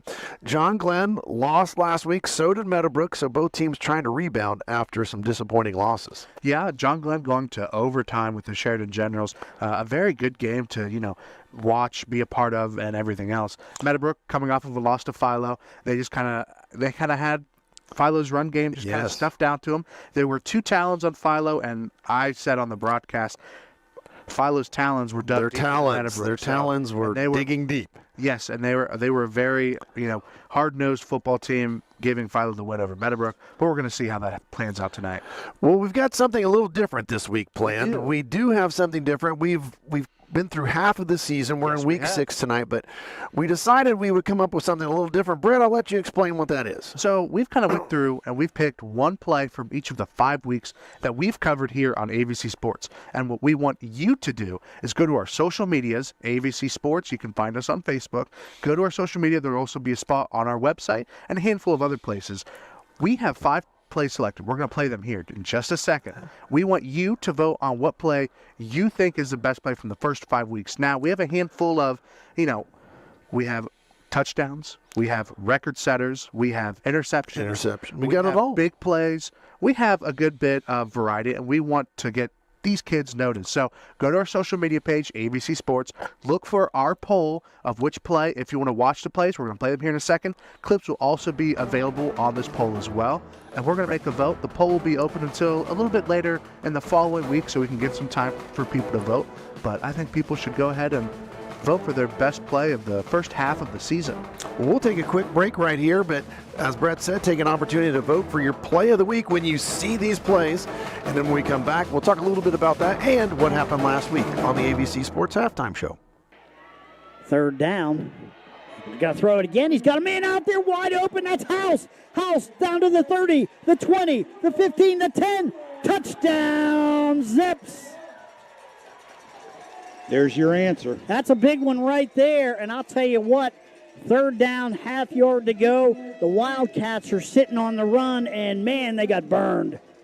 Katie Arnold will be the extra point performer. Let's hope a little bit better success. Bad snap. And good! Woohoo! So Katie Arnold makes the extra point. And the Colts, a lot of things to cheer about right now. And Conkle up under center. Fakes the handoff, rolls to his right. Now he's going to run with it. Still fading, trying to get some room. He finds some room. He's going to let it fly down the field, and it's intercepted. What a catch. An unbelievable effort. Oh, a great catch. Jake Johnson made an unbelievable effort to intercept that pass, and John Glenn gets the football right back. And when we talked before we went on the air tonight, one of the guys that I really said that we should be watching tonight is Jake Johnson with a one-handed interception. What a catch. That was amazing. It's a very warm evening here in Eastern Ohio. It's week 5, but it certainly seems like week 1 again. When it always seems to be warm on that first week of the season, but it just continues, and it is dry. But we're playing on turf here at Southtown. Rock throws it deep down the sideline, and a fantastic one-handed catch down the sideline. Landon Iden is going to be out of bounds at the 6-yard line. Snap on the way. Back to pass. 3-step drop. Looks, can't find anybody. We'll find a man now. Finally, drop. No, it's picked. It's picked. That may go the entire distance for Talon Preston. Preston down to the 40, the 30, the 20, 10. Say goodnight. Talon Preston, a 99-yard interception return. Talon Preston for the Electrics, and lightning just struck from Sam Hatfield Stadium. Hey, this is Brett Klein with ABC Sports and the ABC Sports Halftime Show. Make your vote for the top player of the first half of the year by going to yourradioplace.com and going to local sports news to vote today. ABC Communications is your one-stop destination for all your marketing and communication needs. Whether you are a small business or a large corporation, our expert team specializes in creating customized solutions that drive results. From radio advertising and digital marketing to graphic design and event promotions, we've got the tools to make your brand stand out. Locally owned and operated, ABC Communications is dedicated to helping you connect with your audience and grow your business. Trust us to take your marketing to the next level. Welcome back to the ABC Sports Halftime Show. Dave Hilliard, Brett Klein. Week 6 of high school football. And Brett, let's talk a little bit about last week. Maysville, they scored with less than a minute to go, the game that I was broadcasting. They beat Coshocton 20-13. Looked like Coshocton was going to pull out their first win of the season. They scored with 2:20 to play. A touchdown run by the quarterback there, Colton Conkle. They took a 13-12 lead, but Cade Rock, he did his thing with his feet and his arm. He was the Lock 9 Pizza player of the game in that one, as he directed a touchdown drive to give Maysville their second win of the season, 20-13. Yeah, that game was exciting to watch. We had it on WirePTV, so visit yourradioplace.com to watch that. You'd like to see it again, right? Absolutely. Coshocton made it close. I mean, it was what, 13 to 13 or 13-12? One of the 13-12. They took the lead there. So it was a close battle all throughout. So we go a little bit further towards Cambridge. We're not to Cambridge yet, but we make a stop at New Concord. We're going to talk about the Sheridan Generals and John Glenn Muskies. Holy cow, what a game. Overtime. That game went into overtime. 17-17 tied after 4 quarters. Close game all throughout. We get to overtime. Sheridan scores first. John Glenn gets the ball. Not able to score. So, in terms of an MVL battle, that was a battle. And unfortunately for John Glenn, Sheridan has beat them 15 out of the last 20 times they've played. Ooh. Yeah, that's got to be tough. But yes, a very good overtime game and a good win for Sheridan Generals to come on top. A tough beat for John Glenn, looking to recoup this week. And you were at the Philo Meadowbrook game. Yeah, that's our next game. So the Colts made the trip over to the power plant. I don't know if the stadium's the same Hatfield Stadium. But it's close enough. It's all close enough. All the same. It's electrics. It's all good. Oh, yeah. So Philo's run game, Dave, very dominant that game. The offensive line just kind of controlled the game. a bunch of big plays, a 99-yard pick six from Talon Preston, which you just saw. Right. Be sure to vote for that for the ABC Sports first half of the week. We look at, how Meadowbrook handled it. Justice Huey, he looked very effective in that game. He looked comfortable in the pocket. It was a good game to watch. However, Meadowbrook's offense, a combined 6 turnovers. Not good. Not good. If you have 6 turnovers, you're not going to win the game. Exactly. That's exactly what happened. Philo winning 51-22 last week. Now, if you happen to travel to Philo, I like stopping at Lock 9 Pizza. They're our sponsors for our player of the game. And, man, great food, great people. You can even watch the games in there. They show them on the TVs. I would talk a little bit about the Bel Air Cambridge game. Bel Air, 26-6 win, and they keep Bobcats winless on the season, unfortunately for them, as we talked to the Bobcats coach on our halftime show before. He's working hard. The kids are working hard. Eventually, there's going to be a W come up here for the Bobcats. Unfortunately, it was not in that football game. Now, Monroe Central, wow, the team to beat maybe. Well, you say that, but we look ahead, and there's going to be a pretty good matchup in Woodsfield coming up in a couple weeks. Week 8, that's coming up. Barnesville undefeated. They just keep rolling. They shut out River 63-0, and that's a big win. That's a huge win, and that's the River. That's the school of Mike Snively. They just dominated them. Monroe Central beat Buckeye Local 42-19, and Tri-Valley won a game against New Lex, which I thought originally on the schedule was going to be a lot closer, but boy, the New Lex West M game the week before really took a lot out of New Lex. I think they put a lot of energy into winning that game. Yeah. It's a small school battle. This was a crossover game, and Tri-Valley came in, and Tri-Valley, just being Tri-Valley, they're undefeated. They won that one 41-14, which it's not surprising to me, but again, I thought it was going to be closer, but really took a lot out of New Lex in that West M game. Rosecrans locally, they lost their third straight game. They're now 2-3. They lost to Grove City Christian 52-0. Zanesville, they're 0-5 on the season. They lost to Northridge 7-0. Not much offense there. And then the Riverview versus West End game, that was one that was canceled. So next week, Brett, we've got a full slate of games again on ABC. What do we got going on? Well, the Caldwell Redskins, not having the season they kind of hope that they have, they're going to travel to Barnesville, who's very hot right now. Looking very good. They'll take on the Shamrocks. You can catch that game on WBNV 93.5 FM and YRP-TV on yourradioplace.com. We move over to WILE. Cambridge taking a break from their home games, 6 home games this year. But they're going to make the trip to Belmont. They're going to go and face the Union Local Jets. That'll be a good game. I mean, Union Local is rolling and rolling and rolling, putting up a good bit of points. Cambridge still looking for their footing. We're going to see what happens next week. We have a MVL game. This is a crossover, I believe. New Lexington at Maysville. Actually, they're both in the small school now. This is a league game, a small school division game, and that game's on Nash Icon 98.5, 107.9, and YRP-TV. Exactly. Watch that on yourradioplace.com. Monroe Central, man, we're previewing 2 teams in Week 8 and Week 7. How about that? Yes. Monroe Central making the trip to Sarahsville to take on the Shenandoah Seps. That game will be on Kicking Country, KC 105, as well as YRP-TV, yourradioplace.com. And one more, yourradioplace.com exclusive game of the week. It is the Coshocton Redskins and the Meadowbrook Colts facing off in Byesville.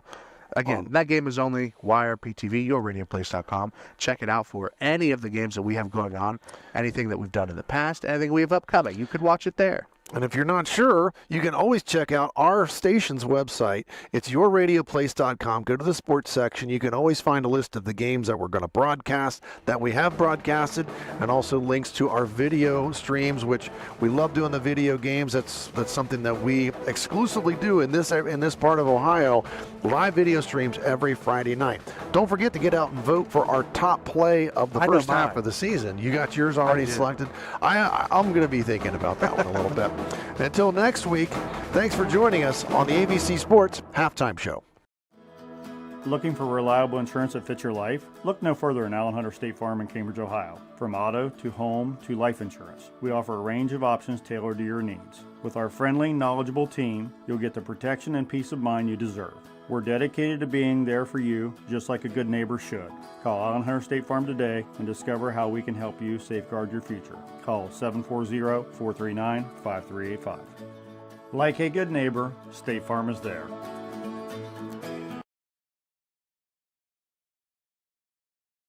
Hey, we've come a big moment here as they're going to crown the homecoming queen. So we're waiting to see who the winner is.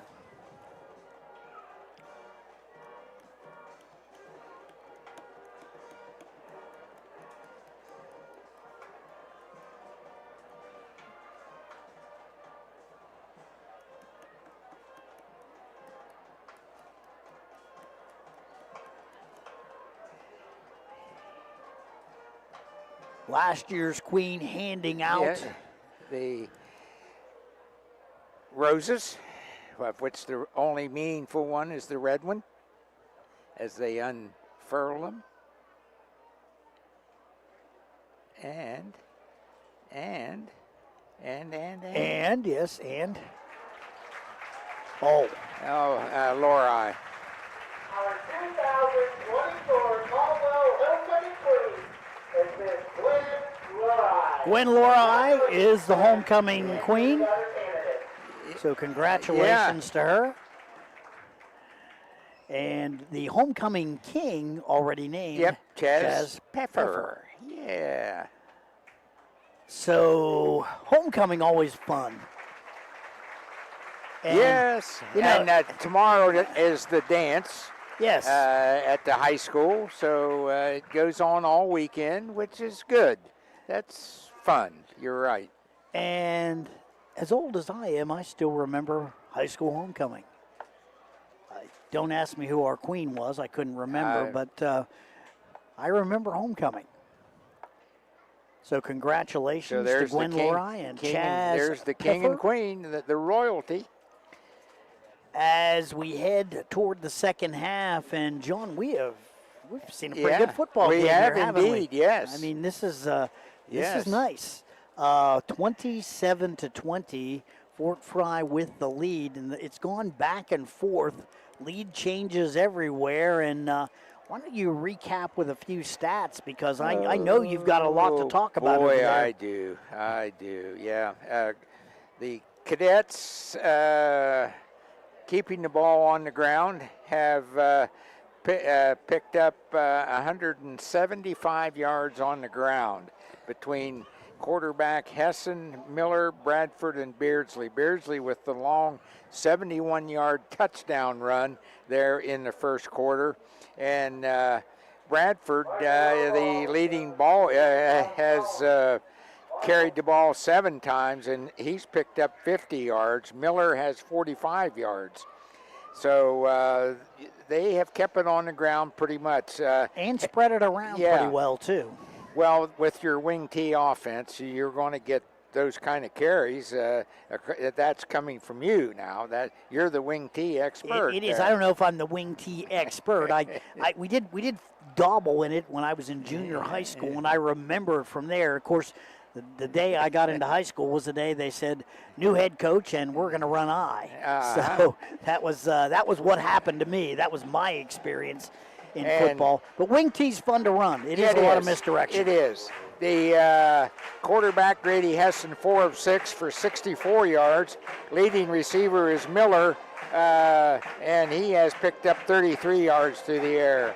The Redskins have picked up 56 yards on the ground. Leading ball carrier is Kroc, and he has 46 of those 56 yards. Brandon Kroc throwing the football is 3 of 11, 2 interceptions, and he's thrown for 57 yards in this first half. Alex Hurland, the leading receiver, has caught 4 catches for 60 yards. So the big topic, I'm sure, going over in the Fort Frye huddle is, guys, we've had 5 holding penalties and 2 fumbles. 4 fumbles. 4 fumbles. We've recovered 2. Yeah. So, guys, we got to get on the same page. And the Redskins have played pretty much flawlessly as far as penalties go.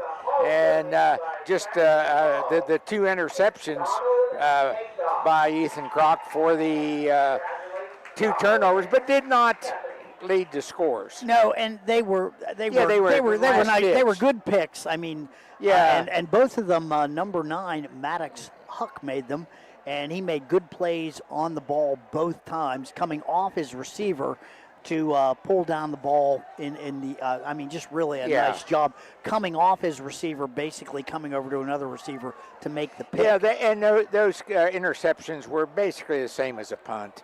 They were. They were on 4th down, and Redskins were in Fort Frye territory, so the Redskins turnovers did not give up any points, but the Cadets did. Oh, they did. They did, yeah. In fact, their first fumble of the game was a big one. Big one. Ethan Kroc ran it in for a touchdown. Not as quarterback, as outside linebacker. Outside linebacker, yeah.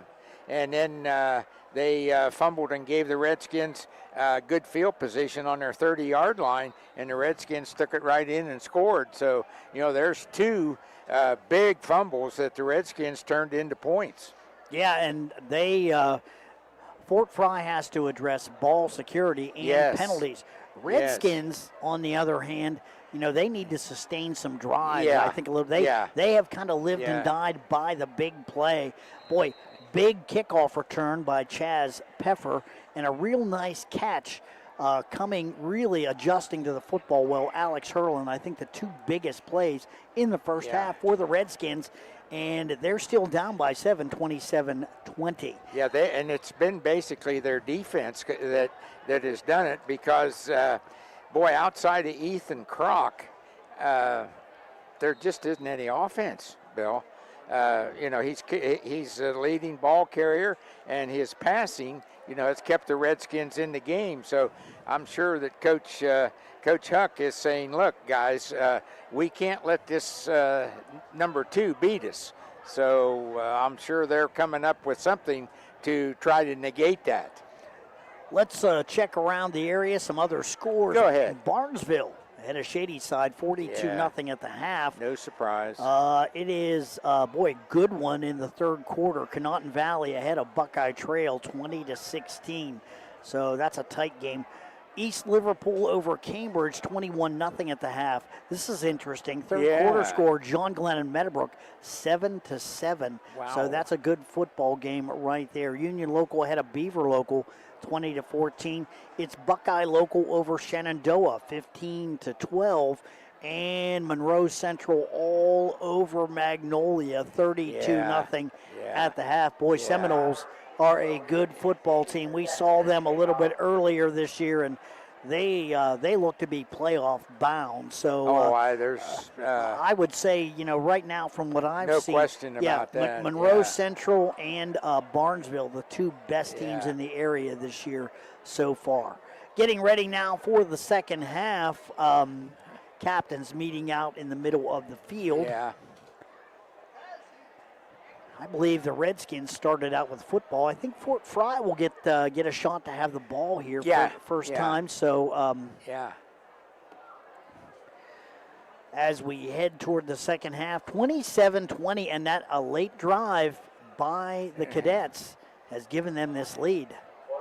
Yeah, by the hair of their chinny chin out there to.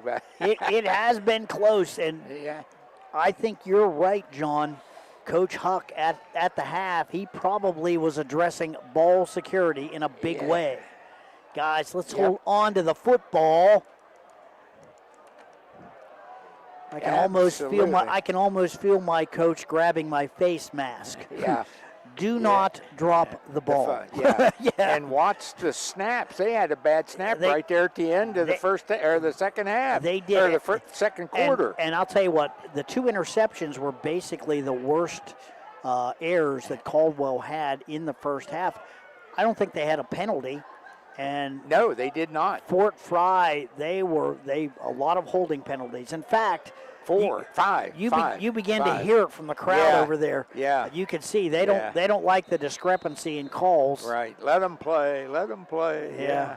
It's and with the wing tee, you've got to sustain your block. When you have to sustain your block, you might hold sometimes.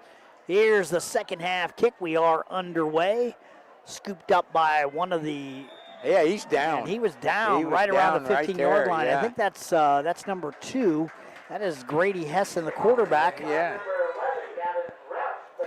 So the Cadets are going to start deep in their own territory, about the 10-yard line, about the 12-yard line. So 1st and 10 now for the Cadets. So see if the Cadets go get a sustained drive here. They had one pretty good sustained drive in the first half. They did, yeah. But now they're in ball security time, though, too. This is an area where you want to be careful. Yep. Wing T formation. Oh, excuse me, it's shotgun formation. Hessen back deep. Got the snap. He's going to try it straight ahead. And not a whole lot of room. Not a whole lot. Picked up about 2. That is 44 with the tackle. Yeah. That's Owen Hunt. Boy, starting to see some of the younger guys from Caldwell play. Yeah. New numbers, and they're playing hard. They are, and playing well, I might add. Yep. Well, when you play hard, you have a tendency to do some things well. Aiden Bender has been in there quite a bit as well, 24. Wing T formation this time. Grady Hessen up under center. Long count, the snap straight ahead, and it's got to be the fullback. Fullback, yeah. Number 10, that's Bradford. He's picked up about... Straight ahead, and let's see. There is a player down there. That could be Bradford. Let's see. Number 10.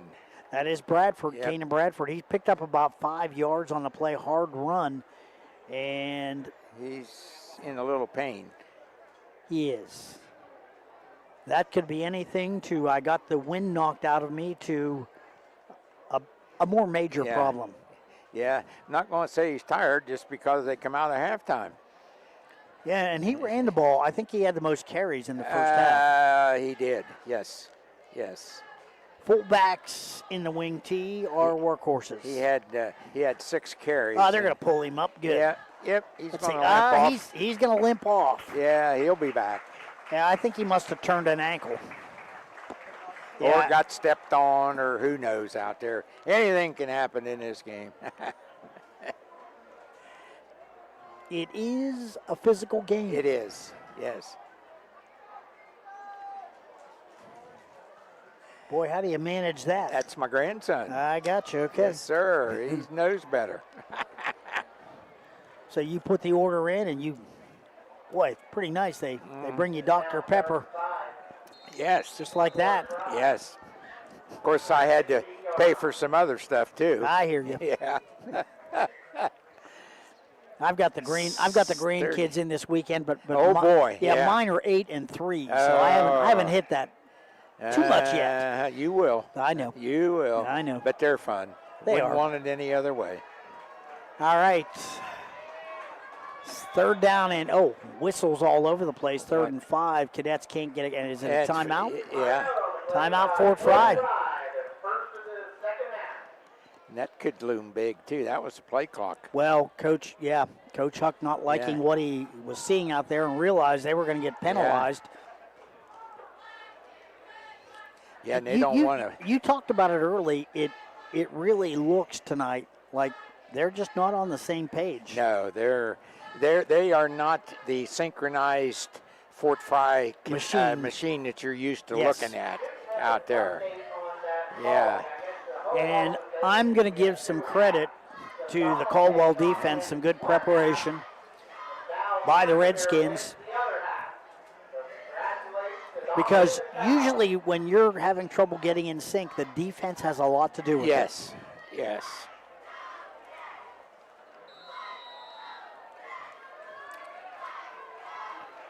10:40 left here in the third.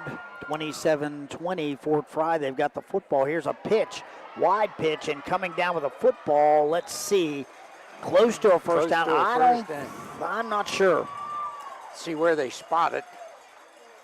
It looks like he might make it from the spot. Let's see. Yep, it is a first down. Caldwell number first down. Who carried that? I didn't see. So that was number 2. That was that Hessen? Hessen, with the carry. Yes. Or it might have been number 12. I'm going to give it to Hessen. I don't want to run out of ink. I hear you. Boy, hey, there's some that's interesting. Number 12, Titan Waller comes out, limping a little bit. He's the kicker. Yeah, he's the kicker. Shotgun formation. Hessen hands off this time and he takes kept the it. ball right up He the kept middle. it. He's going to gain probably right around 3 on the play. Yeah.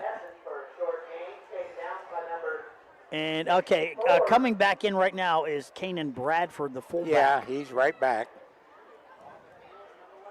Sitting down, number 33, Zaven Springer, backup fullback.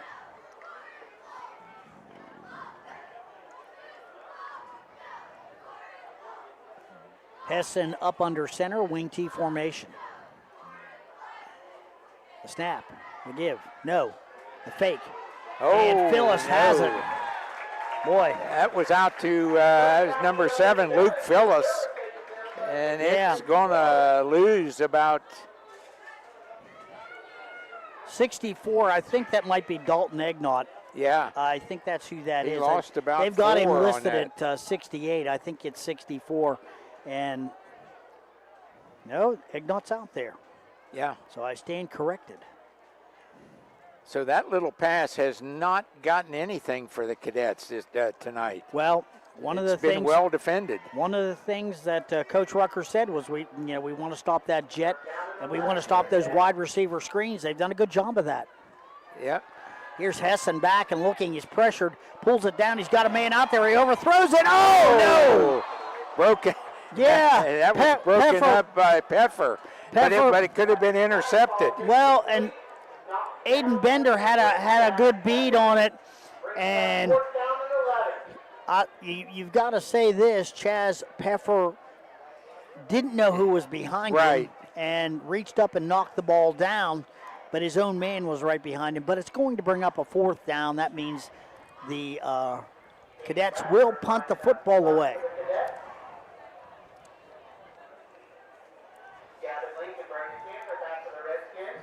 Let's see who the punter is. So the Redskins have a good chance to get good field position. That's number 10. That's the man who was hurt, Kanan Bradford. And he booms one. And he gets a good punt off. Oh, don't let it hit the ground. Picked up. That is number 10, Brody Chandler, and he's going to bring the ball up to right around the 40. So they'll have decent field position.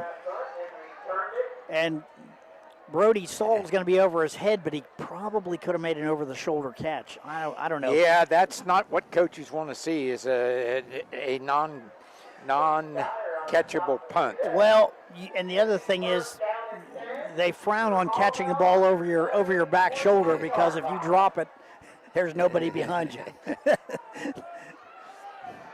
Here comes. Oh, and look at it. Yeah, and Bradford's coming off. Boy, that's not good news for the Cadets. He's a very big part of both their offense and defense. Defense, yes. He's an inside linebacker, and he's tough. So shotgun formation, Ethan Kroc, the quarterback. Leak, the running back, straight ahead. Going to pick up about 5. Yeah, that's Kroc.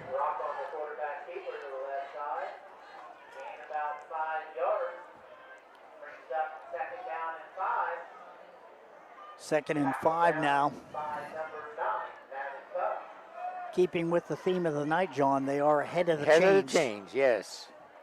And you say you saw it on television. I've seen that on television too. So Yeah, I just kind of picked up on it. Sounds like a good announcer talk. Here's a little sweep out there. That's Hurlin. Makes one man miss, and he falls down at the 50, just short of the first down. So that's going to bring up a 3rd and 1 now for the Redskins.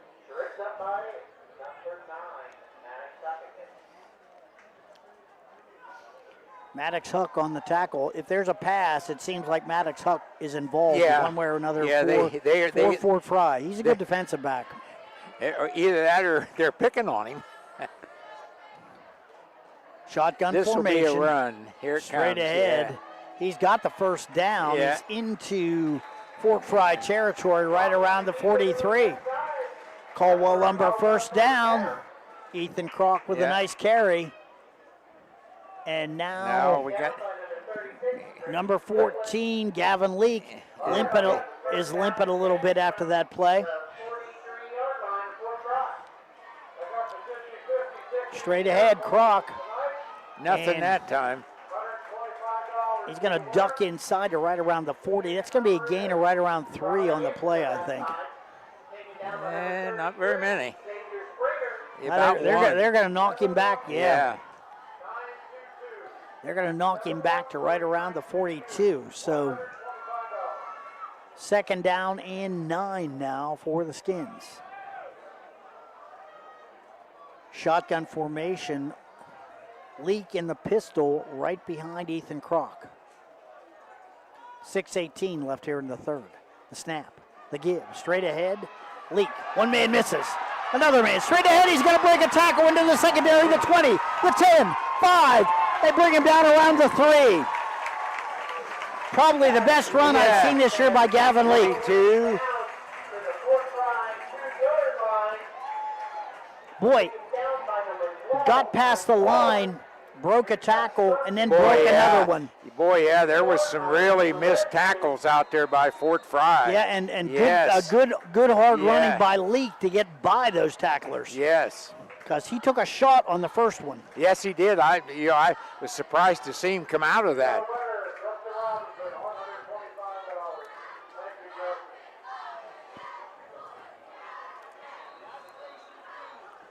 So the Redskins. Ball on the 3-yard line. First and goal from the 3, 5:57. And this will be Ethan Kroc. Shotgun formation.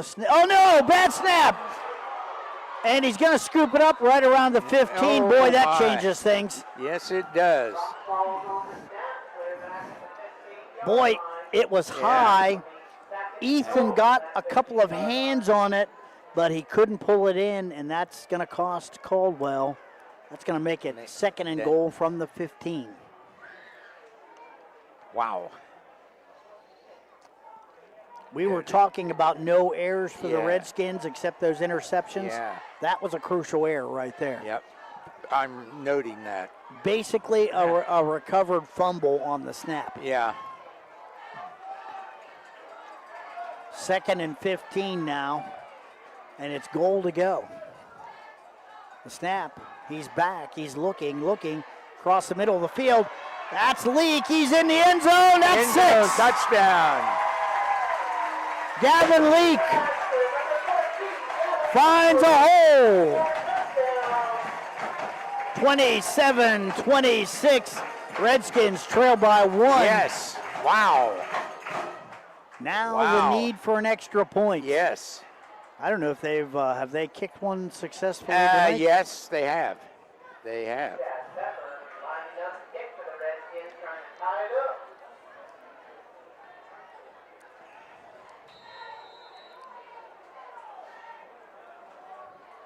Peffer now. Yep. Back to kick. Leak. No. There's the kick. It's up. This is good. Yep. All right. Tie ball game.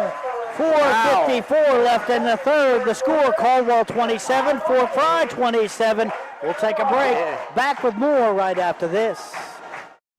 Looking for an auction company with a legacy of excellence? For 59 years, the name Schaefer has been synonymous with sold in southeastern Ohio. At Ed and Ben Schaefer Auctioneers, we continue to lead the way, handling both live and online auctions across multiple asset classes. Whether it's real estate or personal property, our reach is global and our commitment to you is local. Contact a team member today and experience the heritage of success with Ed and Ben Schaefer Auctioneers. It's that time of year again. Football season is upon us. Hey, Mark Kelly here with Bicon Services, wishing all our local teams a great and successful year. As your premier commercial building contractor, Bicon Services is ready to tackle everything from small facility renovations to large industrial expansions. We're here to handle all your commercial and industrial needs under one roof. So while you're out there scoring the winning touchdown, let us work on making your next commercial project a success. Bicon Services, building the future one project at a time. Welcome back. We're just sitting here talking. Gavin Leake, big run and a nice reception on a little screen right up the middle for 6. We're even 27-27. 4:54 left in the ball game. Fort Frye getting ready to receive this kickoff from Chaz Peffer. King Chaz kicks it off, and it's going to roll out of bounds. Flag, so that's going to bring it out to the 30, I think.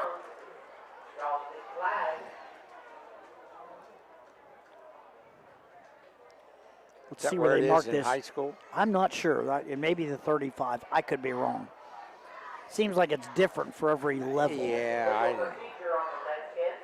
35. 1st and 10 for the Cadets. Boy, that's good field position. Don't want to kick it out of bounds, do you? No, you don't. In Chad. Bradford's coming out again. Boy, he's having some problems. He is, that leg is bothering him. He is such a big part of their offense. We'll see how this impacts the Cadets. Wing T formation, Hessen up under center. Give.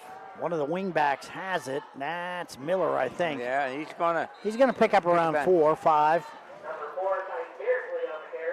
Oh, it's Beardsley. It is. I'll tell you what, they look alike. Their numbers are close, so it's hard. Well, he is. With that 70-yard run, he's their leading gainer. Well, tonight.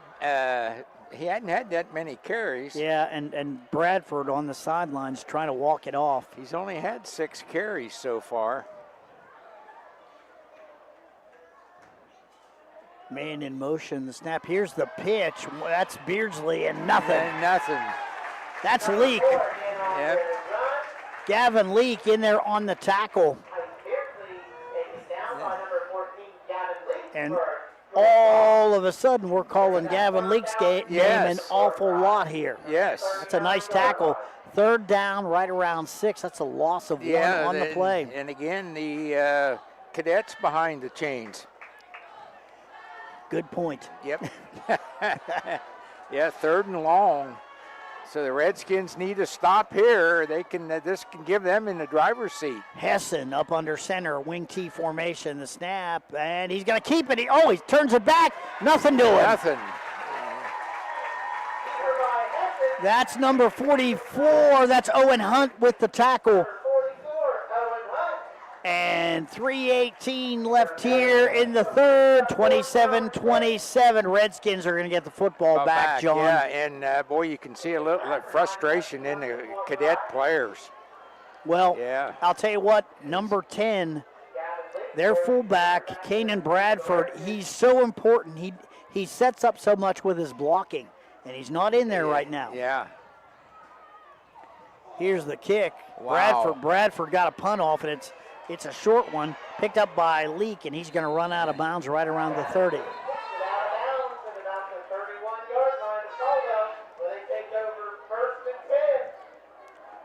Boy. Here we go.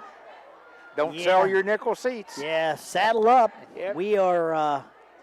We're in for a good finish, I think. And both teams making enough mistakes and wow. Yes. It is close out there. Again. Yeah, and then right now you got to figure that Fort Frye is going to get a steady dose of Ethan Kroc. Redskin defense has stopped the Cadets 2 times in a row here. And that's what needed to happen. All right. Shotgun formation, Kroc, the give to Leake. And they're all over him this time. Yeah. Looks like 55, Braxton Ross getting off the bottom of the pile. Also number 9, Maddox Huck.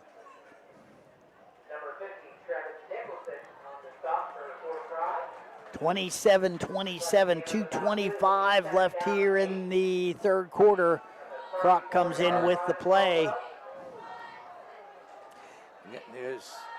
Second down, right around 8 to go for Caldwell.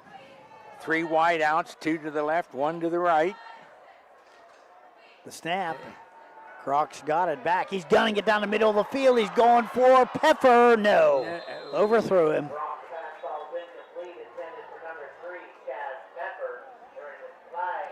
Back out there on defense, Holding 15, Dakota against the Snodgrass. Redskins. That brings a Bronx cheer from the, the Fort Frye people. Yeah. You know, I'll tell you what, we said that the Redskins didn't have a penalty. They did have that intentional grounding in the first half. Forgot about that. I got that written down here. Yeah. Yeah. You should have bailed me out and mentioned it. I didn't. I let you hang. So this is the second big penalty, and this one will hurt. It's going to bring up a second down, close to 20 yards. Yeah, and 18. Somebody was getting some penetration, and somebody held him. Well, shotgun formation. Croc whistles. Timeout Caldwell.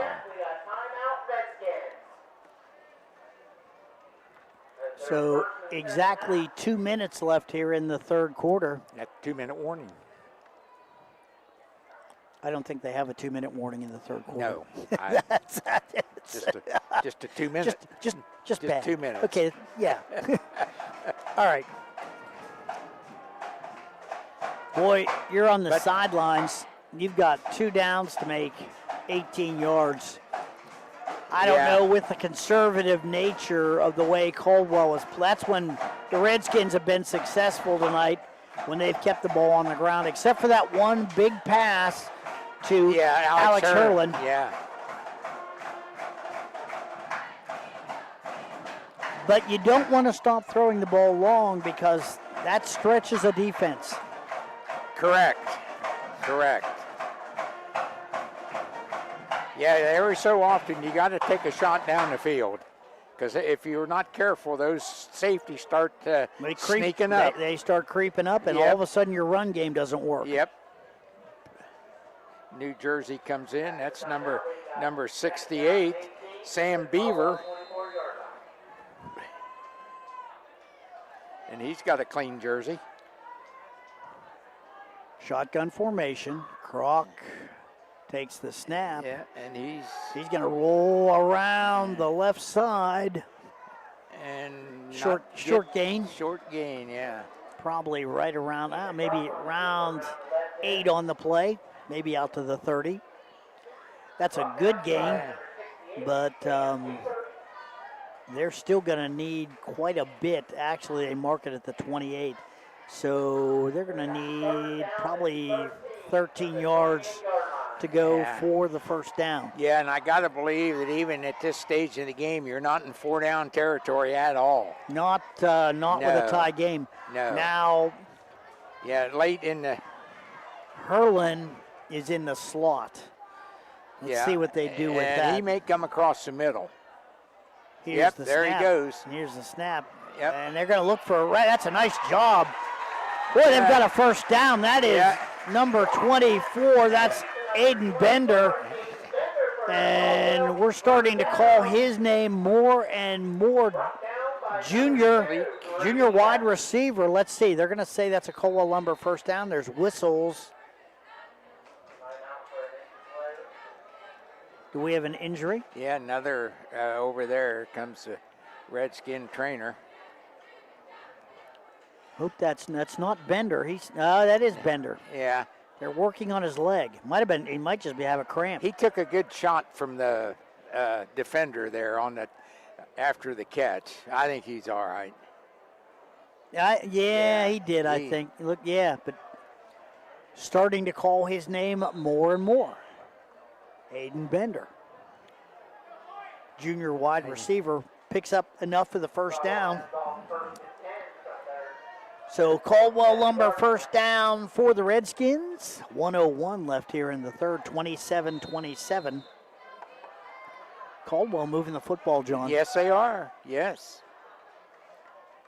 Under a minute now, clock rolling here in the third quarter. Might be the last play of the third. Ethan Kroc looking over on the sidelines. Should be a quick snap here. There you go, straight ahead. And the 50, the 45, the 40, the 30, the 20. Makes a man miss. He's down inside the 10. Touchdown, Ethan Kroc.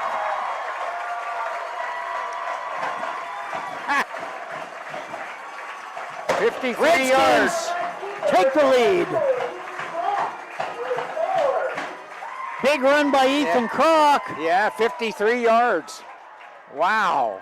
Boy, and defenders from Fort Frye not around. It was basically an off-tackle play, Yeah. John. That's what it was. And he broke through the first line, and people just started to miss him right and left. Poor tackling by the Cadets. Yes. Bender's the holder here for the kicker, number 3, Chaz Peffer. The snap, it's down, it's up, it is good. Good. 30.6 seconds left in the third. The score, Caldwell 34, Fort Frye 27. We'll take a break, back with more right after this. Today is the day you make changes, the day you have looked forward to, the day you take a step to see the you before addiction.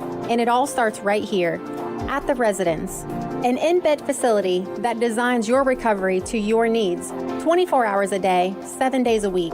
I'm Crystal Reynolds for Cedar Ridge Behavioral Health Solutions. Our approach is personal, and it is as individual as your needs. We are here for you. Call 855-692-7247. This is Brian Chandler and Hallie Morgenstern Blackstone. here from Chandler Funeral Home and Cremation Service. As our local youth from Caldwell and Shenandoah hit the field this season, we want to send a huge shout out and best of luck to each and every one of you. Whether you're on the field, the court, or the track, we're rooting for your success. Go Zeps and go Skins. Here's to a fantastic season ahead from all of us at Chandler Funeral Home. Thank you for letting us care for your community for over 2 decades. We're back, 30 seconds left here in the third quarter. Redskins jumping out to a 34-27 lead. This game's gone back and forth, but Fort Frye has not been able to move the ball in the second half. I don't hesitate to say it here, John. Number 10, Kanan Bradford, since he's been on the bench, they've had a lot more trouble, both offensively and defensively. Yes, and he still has his helmet on, but he's limping around. Peffer kicks it. That's Phyllis with the football. Breaks a tackle. He's up on the sidelines, runs out of bounds right around the 30-yard line. No flags. 1st and 10 there for the Cadets. And I think you're right. I think a lot of people from Fort Frye are pretty surprised by this. Yes, there's a shock on the road to Beverly.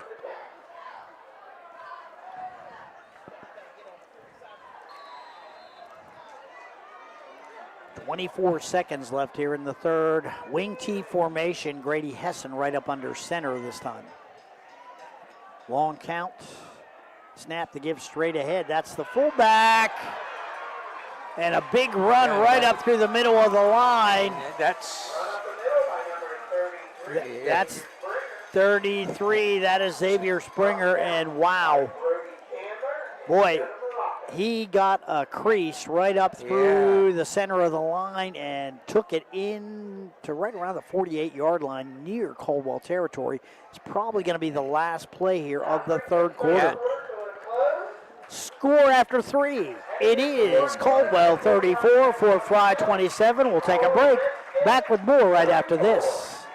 Looking for reliability, style, and affordability? Look no further than Doan Ford's Ford Fiesta with a fuel-efficient 1.6-liter i4 engine and a smooth 5-speed manual transmission. It's perfect for city streets or open highways.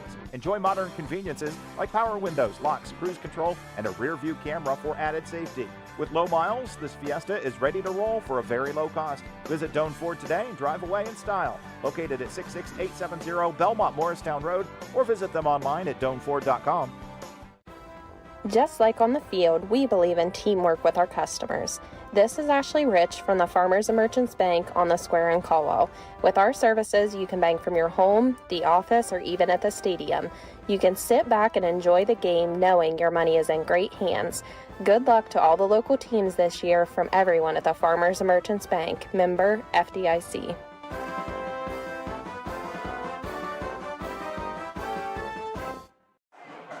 And we're back here at the fairgrounds, burning down the barn tonight. How about that, John Secrest? Yes. 34-27, Redskins by 7, but Fort Frye has the football.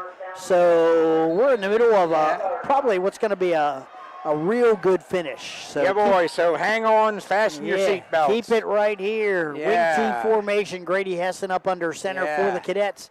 Here's the sweep coming back around. Oh, man. That is number 11, Gavin Rauch with the football. And he's not a big guy. He's, I haven't seen much of number 5. No. And he's on the sidelines without his helmet. Yeah, Clayton that's Miller. Yeah, that's Miller. So you take Miller and number 10, Bradford, out of the game, and boy, Fort Frye is not that deep this year. They've only got 31 players out, so that makes a big difference. Yep, so now the Cadets are behind the chains. Second down, right around 10 to go. Here's the scissors play, and that's number 4, Tice Beardsley. But gets about 4. Without Miller in the game, boy, no blocking. You circle number 4 and you keep an eye on him. Well, there's no blocking either. Those two guys, Beardsley, the blocking back, but now he's has to become the primary ball carrier. Yeah, and Miller's on the sidelines, and I'm looking for number 10, Bradford. I think he's on the sidelines as well. Yeah, he's right up front on the sidelines. Yeah. So neither one of those players is in. 10:33, clock rolling here in the fourth quarter. Redskins have a 7-point lead, 34-27, yeah.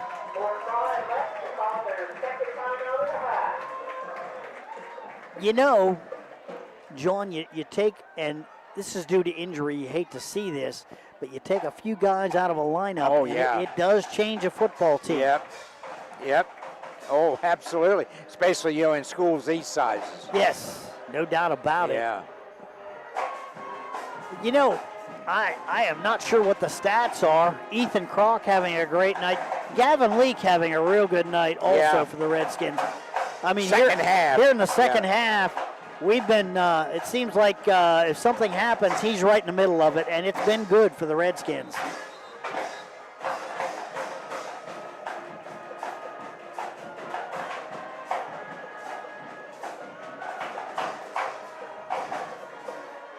So it's third down right around 6 for the Cadets. What do you have in the playbook for this, Coach? Well, wing T formation. The snap. Hessen back, looking. He's in trouble, being chased. Trying to run for that first down. He's going to be cut down right around the 49. He's not close. It's fourth down. Decision time for Coach Eric Huck. Oh, I think you got to punt it. I think so. But the Redskins offense has been moving the football much more effectively here in the second half compared to the Fort Frye offense. That's going to bring Bradford back out to punt for the Cadets.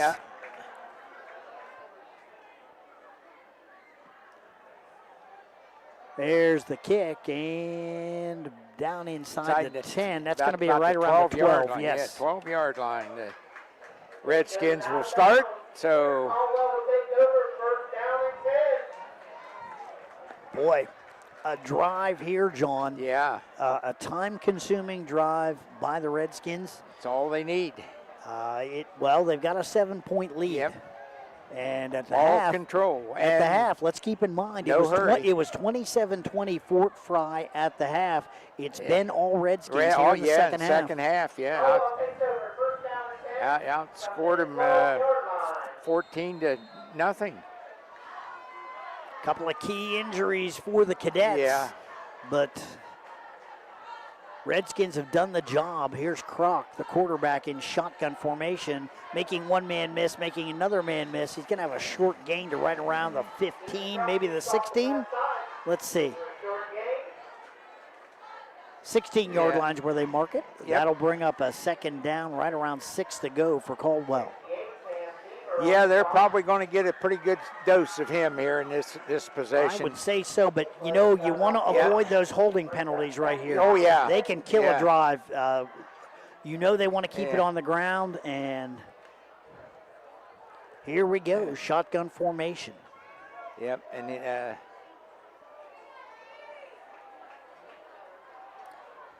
Kroc, the quarterback, the snap. He's gonna take it again, straight ahead, and they're gonna wrestle him down after a short gain. Yep, going to pick up about 4 again, or 3. Let's see where they mark it. I'd say about 2. Yeah. So it's third and 4. So big offensive play, big defensive play. Well, Fort Frye needs the football. They don't want Caldwell taking time off the clock down by 7. Right. I think I still keep it on the ground here. Boy, Gavin Leake's been having a big second half. He's in the backfield right there. Well, they're going to run all blockers for Ethan Kroc. Nope, he's going to throw it. He's back. He's looking. Now he's going to pull it down and run. Makes one man miss. Fights his way ahead. Not enough for a first down. He's close, but I don't think he made it.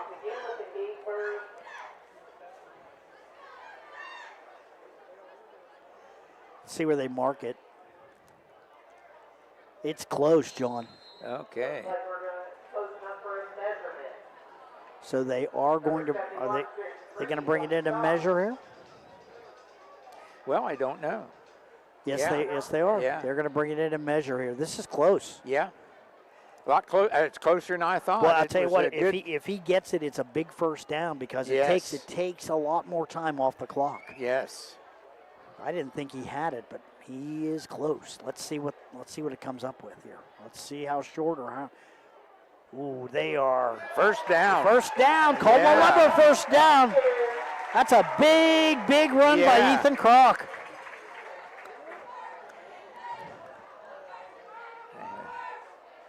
You forget he's 6'3". Yeah. And when he falls forward, it's a yard or two. Absolutely.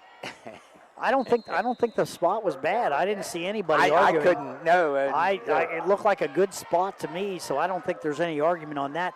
Fresh set of downs is big for the Redskins here. They're up 34-27. Clock rolling, 7:27 left here in the ball game. I formation for the Redskins. Don't see this too often. Long count straight ahead. They're going to pick up about 4. That's just, I'm going to get behind you, big guys. Yep. Push. Yep, push. The old tush push. Yep. Although I don't think anybody was pushing on his backside. We're trying to push the Fort Frye lineman back. Well, the clock goes clock goes under 7 now. Minutes. 6:48. Clock continues to roll. Boy. Now the Redskins spread them out. Snap. Here's Kroc again, straight up the middle. He didn't get much that time. Yeah, and that's the thing. You keep running.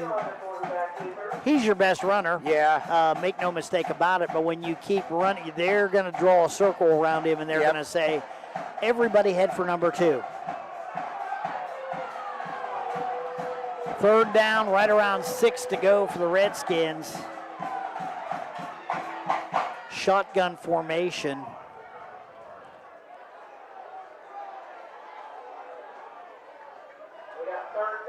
Redskins checking the old wristbands. Yep, they're checking them out. Under 6 minutes to go now. Hurling in motion. Snap. Croc's got it straight ahead. He's going to have that first down. Yep. By golly, flag comes in behind him. Yep.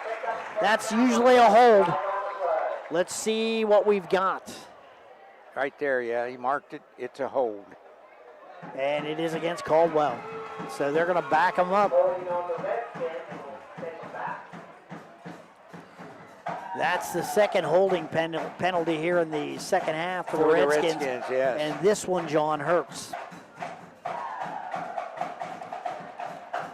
Yeah, because now it brings down up 3rd and 17.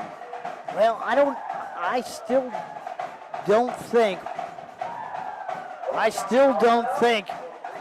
that they're going to put the ball in the air. They don't want to stop the clock. No. Right now, they have stopped the Cadets on every offensive possession right now. Yes, I trust my defense now. Yeah. Yep. And my punter, who's Ethan Croc. Yes.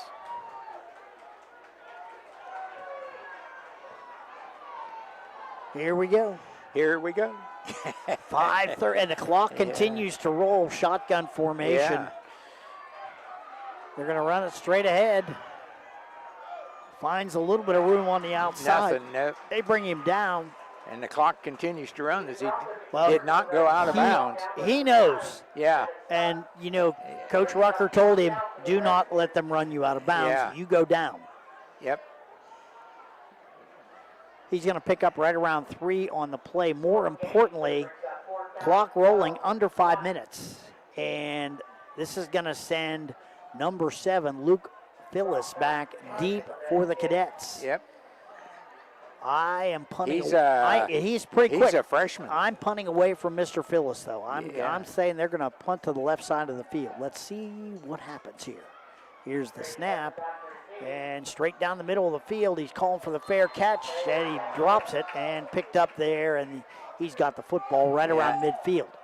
Yep. So 4:33 left here in the ball game. Cadets have it. They're down by a touchdown. They need some points right now. They have not moved the ball very effectively here in the second half. No, not at all. No offense. Well, you take number 5, Clayton Miller, and number 10, Kanan Bradford, out of their lineup. And both of them are out. And without that experience back there, pretty tough. Also on the sidelines, number 71, Christian Fries, one of their offensive linemen. So yeah, they you did note the clean jersey coming in for the Cadets. So they lost a lineman as well. 4:33 left here in the ball game. Here's a run. Oh! That was Phyllis. And that's Ethan Croc. Ethan Croc, welcome to Caldwell, Mr. Phyllis. -4. Boy, Redskins defense is just punishing them. Yes. I think they're going to call it a loss of 3, John, but you're close enough. 4:07, clock rolling, and every time they run the ball, time rolling off that clock, and right now the clock is their enemy. Yeah, and Grady Hessen is not the fleetest of foot. He is not. Shotgun formation for Hessen this time. And the Redskins are coming. Here, they're going to run the double reverse. Beardsley, and they're going to, no! Missed him. They missed him, but he's going to get back to the line of scrimmage, basically. Maybe up to midfield. But, so, Coach Huck going into the bag of tricks with the reverse, the double reverse, but it doesn't work for too much. They're going to bring him up short of the first down. It's going to be 3rd and 12. So now, as we've said all game, they're behind the chains. They're behind the chains, yep. And behind on the scoreboard. 34-27 Redskins, shotgun formation. The fake, Up the middle, nice catch. Yep, He's got a first down. First down, yeah. Big play. That is with the catch there. That's number 9 with a catch. That's Maddox Huck. He's had 2 picks in this game. I think that's his first reception. It is, yes. First so reception. Caldwell Lumber first down for Huck. But the important thing about that whole series, John, they ran a bunch of time off the clock. They did, yes. Trying to get a first down. Now it's the snap. Straight ahead, Springer. Nothing doing. He's going to be brought down right around at the 30. So a nice run, but the clock keeps rolling. When you run up the middle, the clock keeps rolling. And there has to be a sense of urgency, folks. 31-yard line for the Cadets. They've got a second down right around 6 to go. 34-27 Redskins with a 7-point lead. Cadets with the football in Caldwell territory. Shotgun formation. Hessen. Long count, the snap, he's back, he's looking, got a rush, they're going to throw it out to the side. Makes one man miss, another man got him down. Yeah, right at the line of scrimmage. That's number 24, that's Aiden Bender. We've been calling that number quite a bit too. He makes a nice tackle. Definitely 4-down territory, John. You've got to go for these. 1:29 left in the ball game. 3rd and right around 4. This is a big down. Hessen back. He's looking. Guns the ball. Got a man wide open. Incomplete. Flags all over the place. That looks like a hold to me. Yep.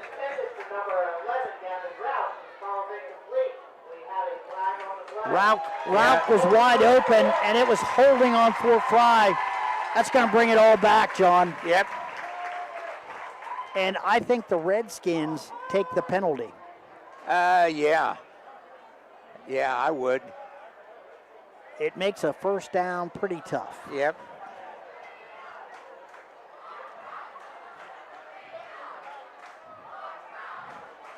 $1:17 left in the game. Redskins lead by a touchdown.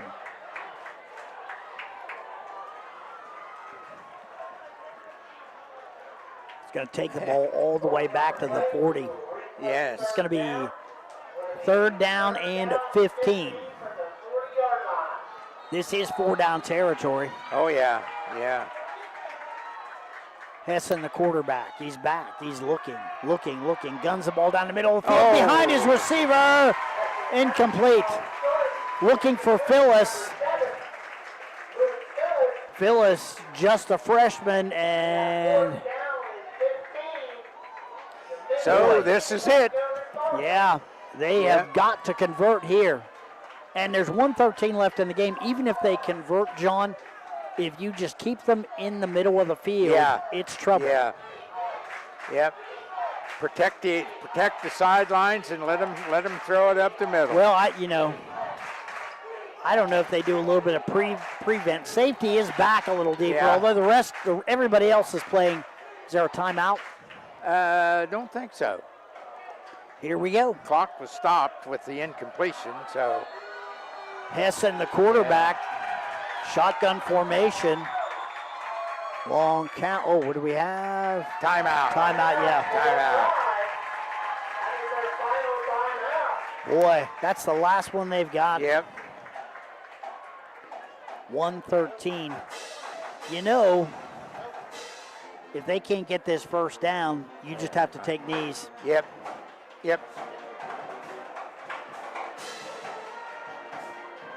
Big play. Who'd have thought this at the beginning of the night? Yeah, that's what I said. Yeah, it's, I'm sure the Cadet fans are pretty much in shock. Well, at this. You know, we've got to talk about our +1 pizza player of the game. Yeah. And we've got lots of candidates tonight. We do. It's kind of fun. Yeah. I mean, you know, you have to look at Ethan Kroc. Yeah. You've got to think about Gavin Leake. Yeah. He's another one that comes to mind. Chaz Peffer with that big kickoff return. That was huge. Yeah. So we've got some players to talk about here. Herlin with that big catch he had early in the game. The snap. Here's the 4th down play. Hessen's back. He's looking, gunning the ball down the field. Knocked down. There we go. Incomplete. Knocked down. And the Redskins are celebrating. I'll tell you what. Start the war dance. Yes. Caldwell's going to come out of this with a win. No more timeouts for Fort Frye. It's just going to be a matter of taking a knee here. Yep, so I can start. Yeah, you can start tallying up. Yeah. I'm pretty sure that we're going to have a few quick plays here. There's nothing Fort Frye can do about this now. This is over.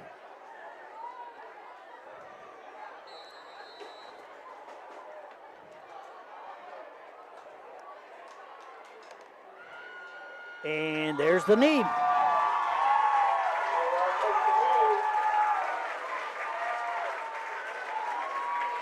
So under a minute left. I think they may have to take one more. It doesn't make any difference, John. Yep.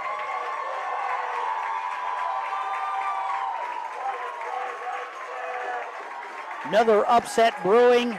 Meadowbrook with a 21-17 lead on John Glenn.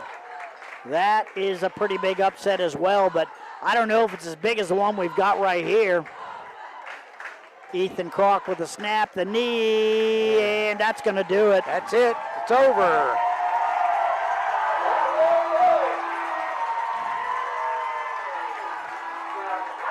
Cadets are lining up. Redskins are lining up. Wow. Yeah.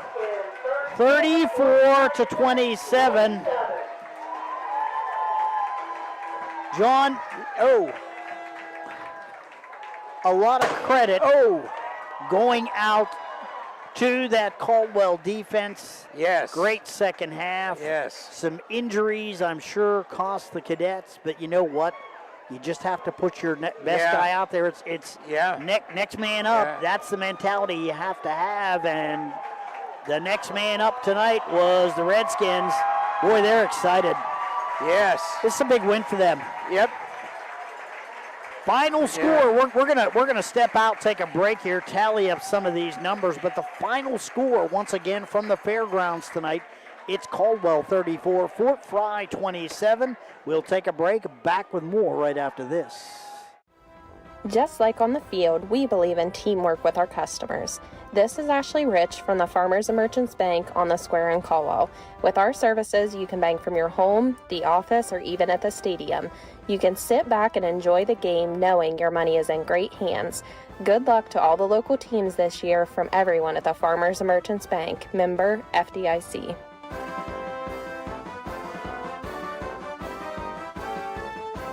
This is Ken Perkins. Robin and I and the staff at McVeigh Perkins Funeral Home want to wish Noble County athletes from Shenandoah and Caldwell High Schools an exciting fall sports season. We also want to wish all students a successful school year on and off the field. In our tight-knit community, our kids are our future, and we are honored to watch them succeed. McVeigh Perkins Funeral Home invites you to visit us at www.mcveigh-perkins.com or on Facebook. Patrons Buckeye Mutual Insurance Company is a proud supporter of high school football. Contact one of the 42 agencies writing for Patrons Buckeye for a quote from your local insurance company covering Ohio. Whether you need coverage for your home, mobile home, cabin, seasonal home, a garage, or even farm equipment, Patrons Buckeye Mutual Insurance Company is located in Caldwell, Ohio, and can help. Visit our website, patronsbuckeye.com. At People's Bank, we're more than just a bank. As a community bank, we are committed to where we work and live, giving back to the organizations you care about through sponsorships, donations, and volunteer hours. When you bank with People's, you're not just a client, you're part of a community of neighbors helping neighbors. People's Bank, working together, building success. Member FDIC. Visit us at pebo.com. Shriver's Pharmacy is a proud supporter of Ohio high school sports, wishing all area athletes, coaches, and parents a healthy and successful season. When you play, play with heart. Local and independent since 1979. Shriver's Pharmacy, because we care.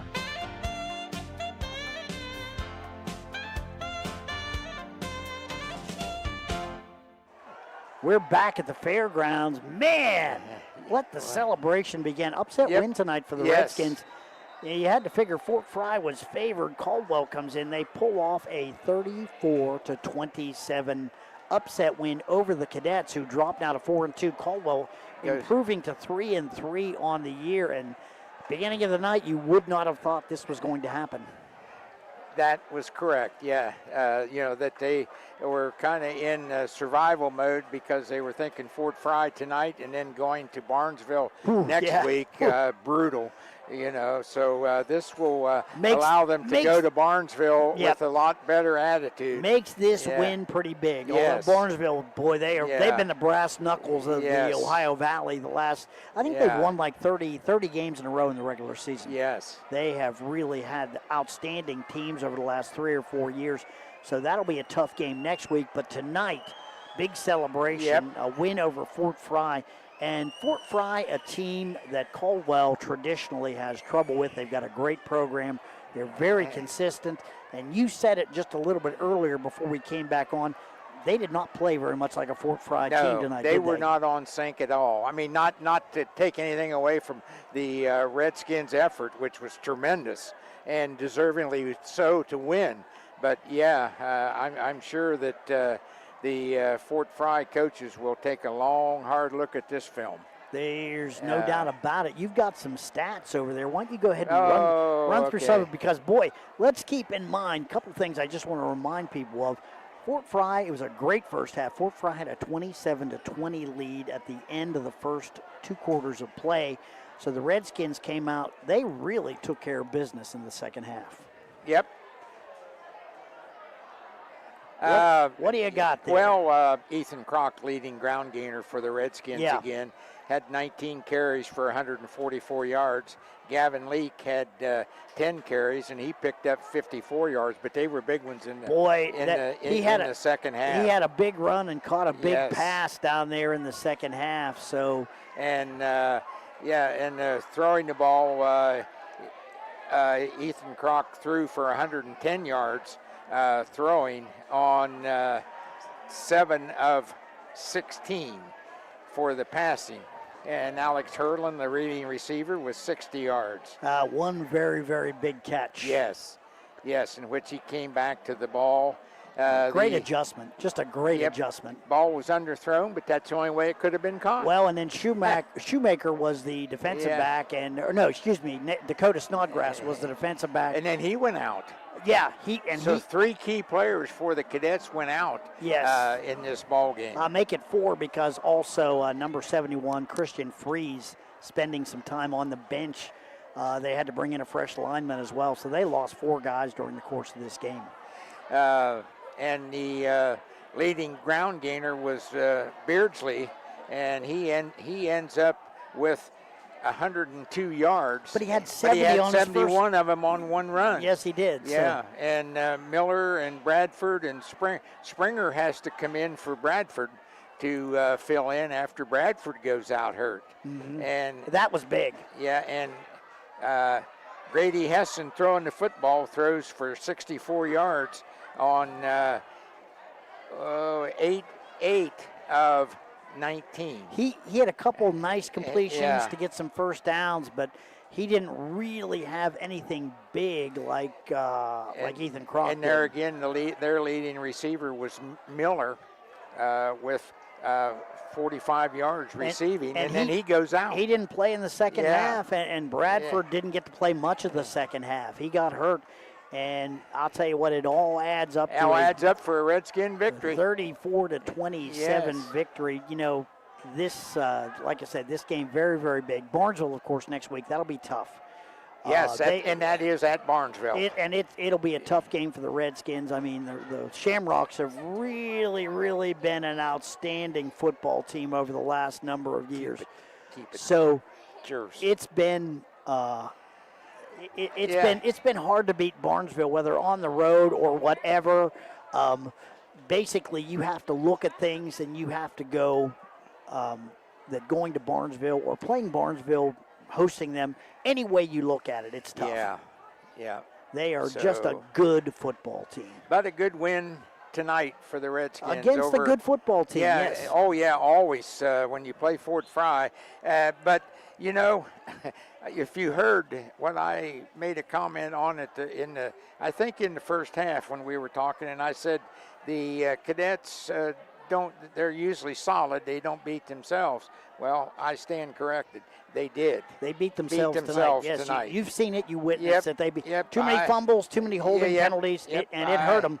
And I saw it tonight. Every coach in the world will tell you we got to run the ball successfully. We can't can't have penalties, and we can't turn the ball over. Well, you know what? They did. they did tonight. Yep. It was a sweet win. For the Redskins. Let's take a look just around the area at some of the other scores that we've got. Okay, fourth quarter score, Meadowbrook and John Glenn, they've got a barn burner up there. Wow. 21-17, Colts with the lead. Buckeye Local just ahead of Shenandoah, 36-31. That's a fourth quarter score. Oh, final score, Colts 21, Muskie 17. Yeah. That's got to be an upset as well. Yes. Barnesville on Shady Side, 56-0. Shamrocks all over the Tigers. Yes. Final score, Conotton Valley 26, Buckeye Trail 24. Union Local over Beaver Local, 41-14. East Liverpool over Cambridge, 41-7. And fourth quarter score, 46-0, Monroe Central over Magnolia. Yeah. So some interesting games tonight, things changing around a little bit. Hey, want to thank our sponsors one more time before we get out of here. Cedar Ridge Behavioral Health Solutions, Stoney's RV Sales and Service, Patrons Buckeye Mutual Insurance, Chandler Funeral Home, Alan Hunter State Farm, Ben Schaefer Realty, Guernsey Muskingum Electric Co-op, Bicon Services, West 40 Auto Sales, WB Green Insurance, Doan Ford, People's Bank, Sue Snowd State Farm, McVeigh Perkins Funeral Home, Farmers and Merchants Bank, and Southeast Ohio Credit Union. Without these sponsors, we could not have brought you this game tonight, and we had a ball doing it. So that was fun. We've only got one more piece of business. Our Chandler Monument scoreboard, final score tonight. It is Fort Frye falling to Caldwell as the Redskins come away with a 34-27 victory. Got one more piece of business, our +1 pizza player of the game. They're going to score a medium pepperoni pizza tonight, and I'm going to go along with you, sir, on your pick on player of the game. We decided Chaz Peffer. Huge kickoff return. You know what really spun it? We were debating between him and Gavin Leake had a great game tonight as well. But you know what really turned it for me? He's the king. Yeah. So let's king. Why not? We're gonna let the king take the pizza home. I'll tell you what, it was truly a team effort tonight. I'll take care of that.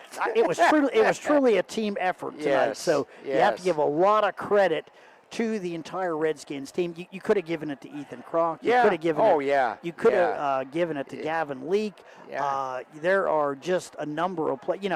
Another player that comes, Alex Hurlin, had a nice game tonight.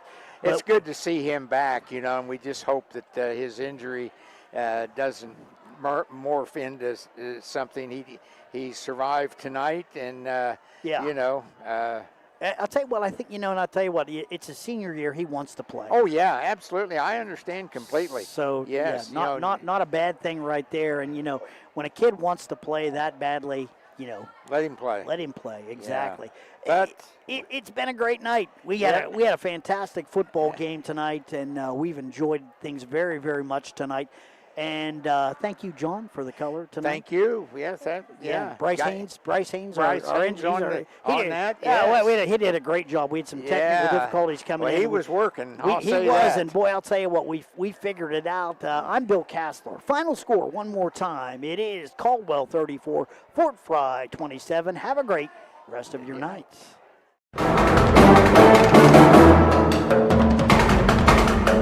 You've been listening to High School Football, a presentation of AVC Sports.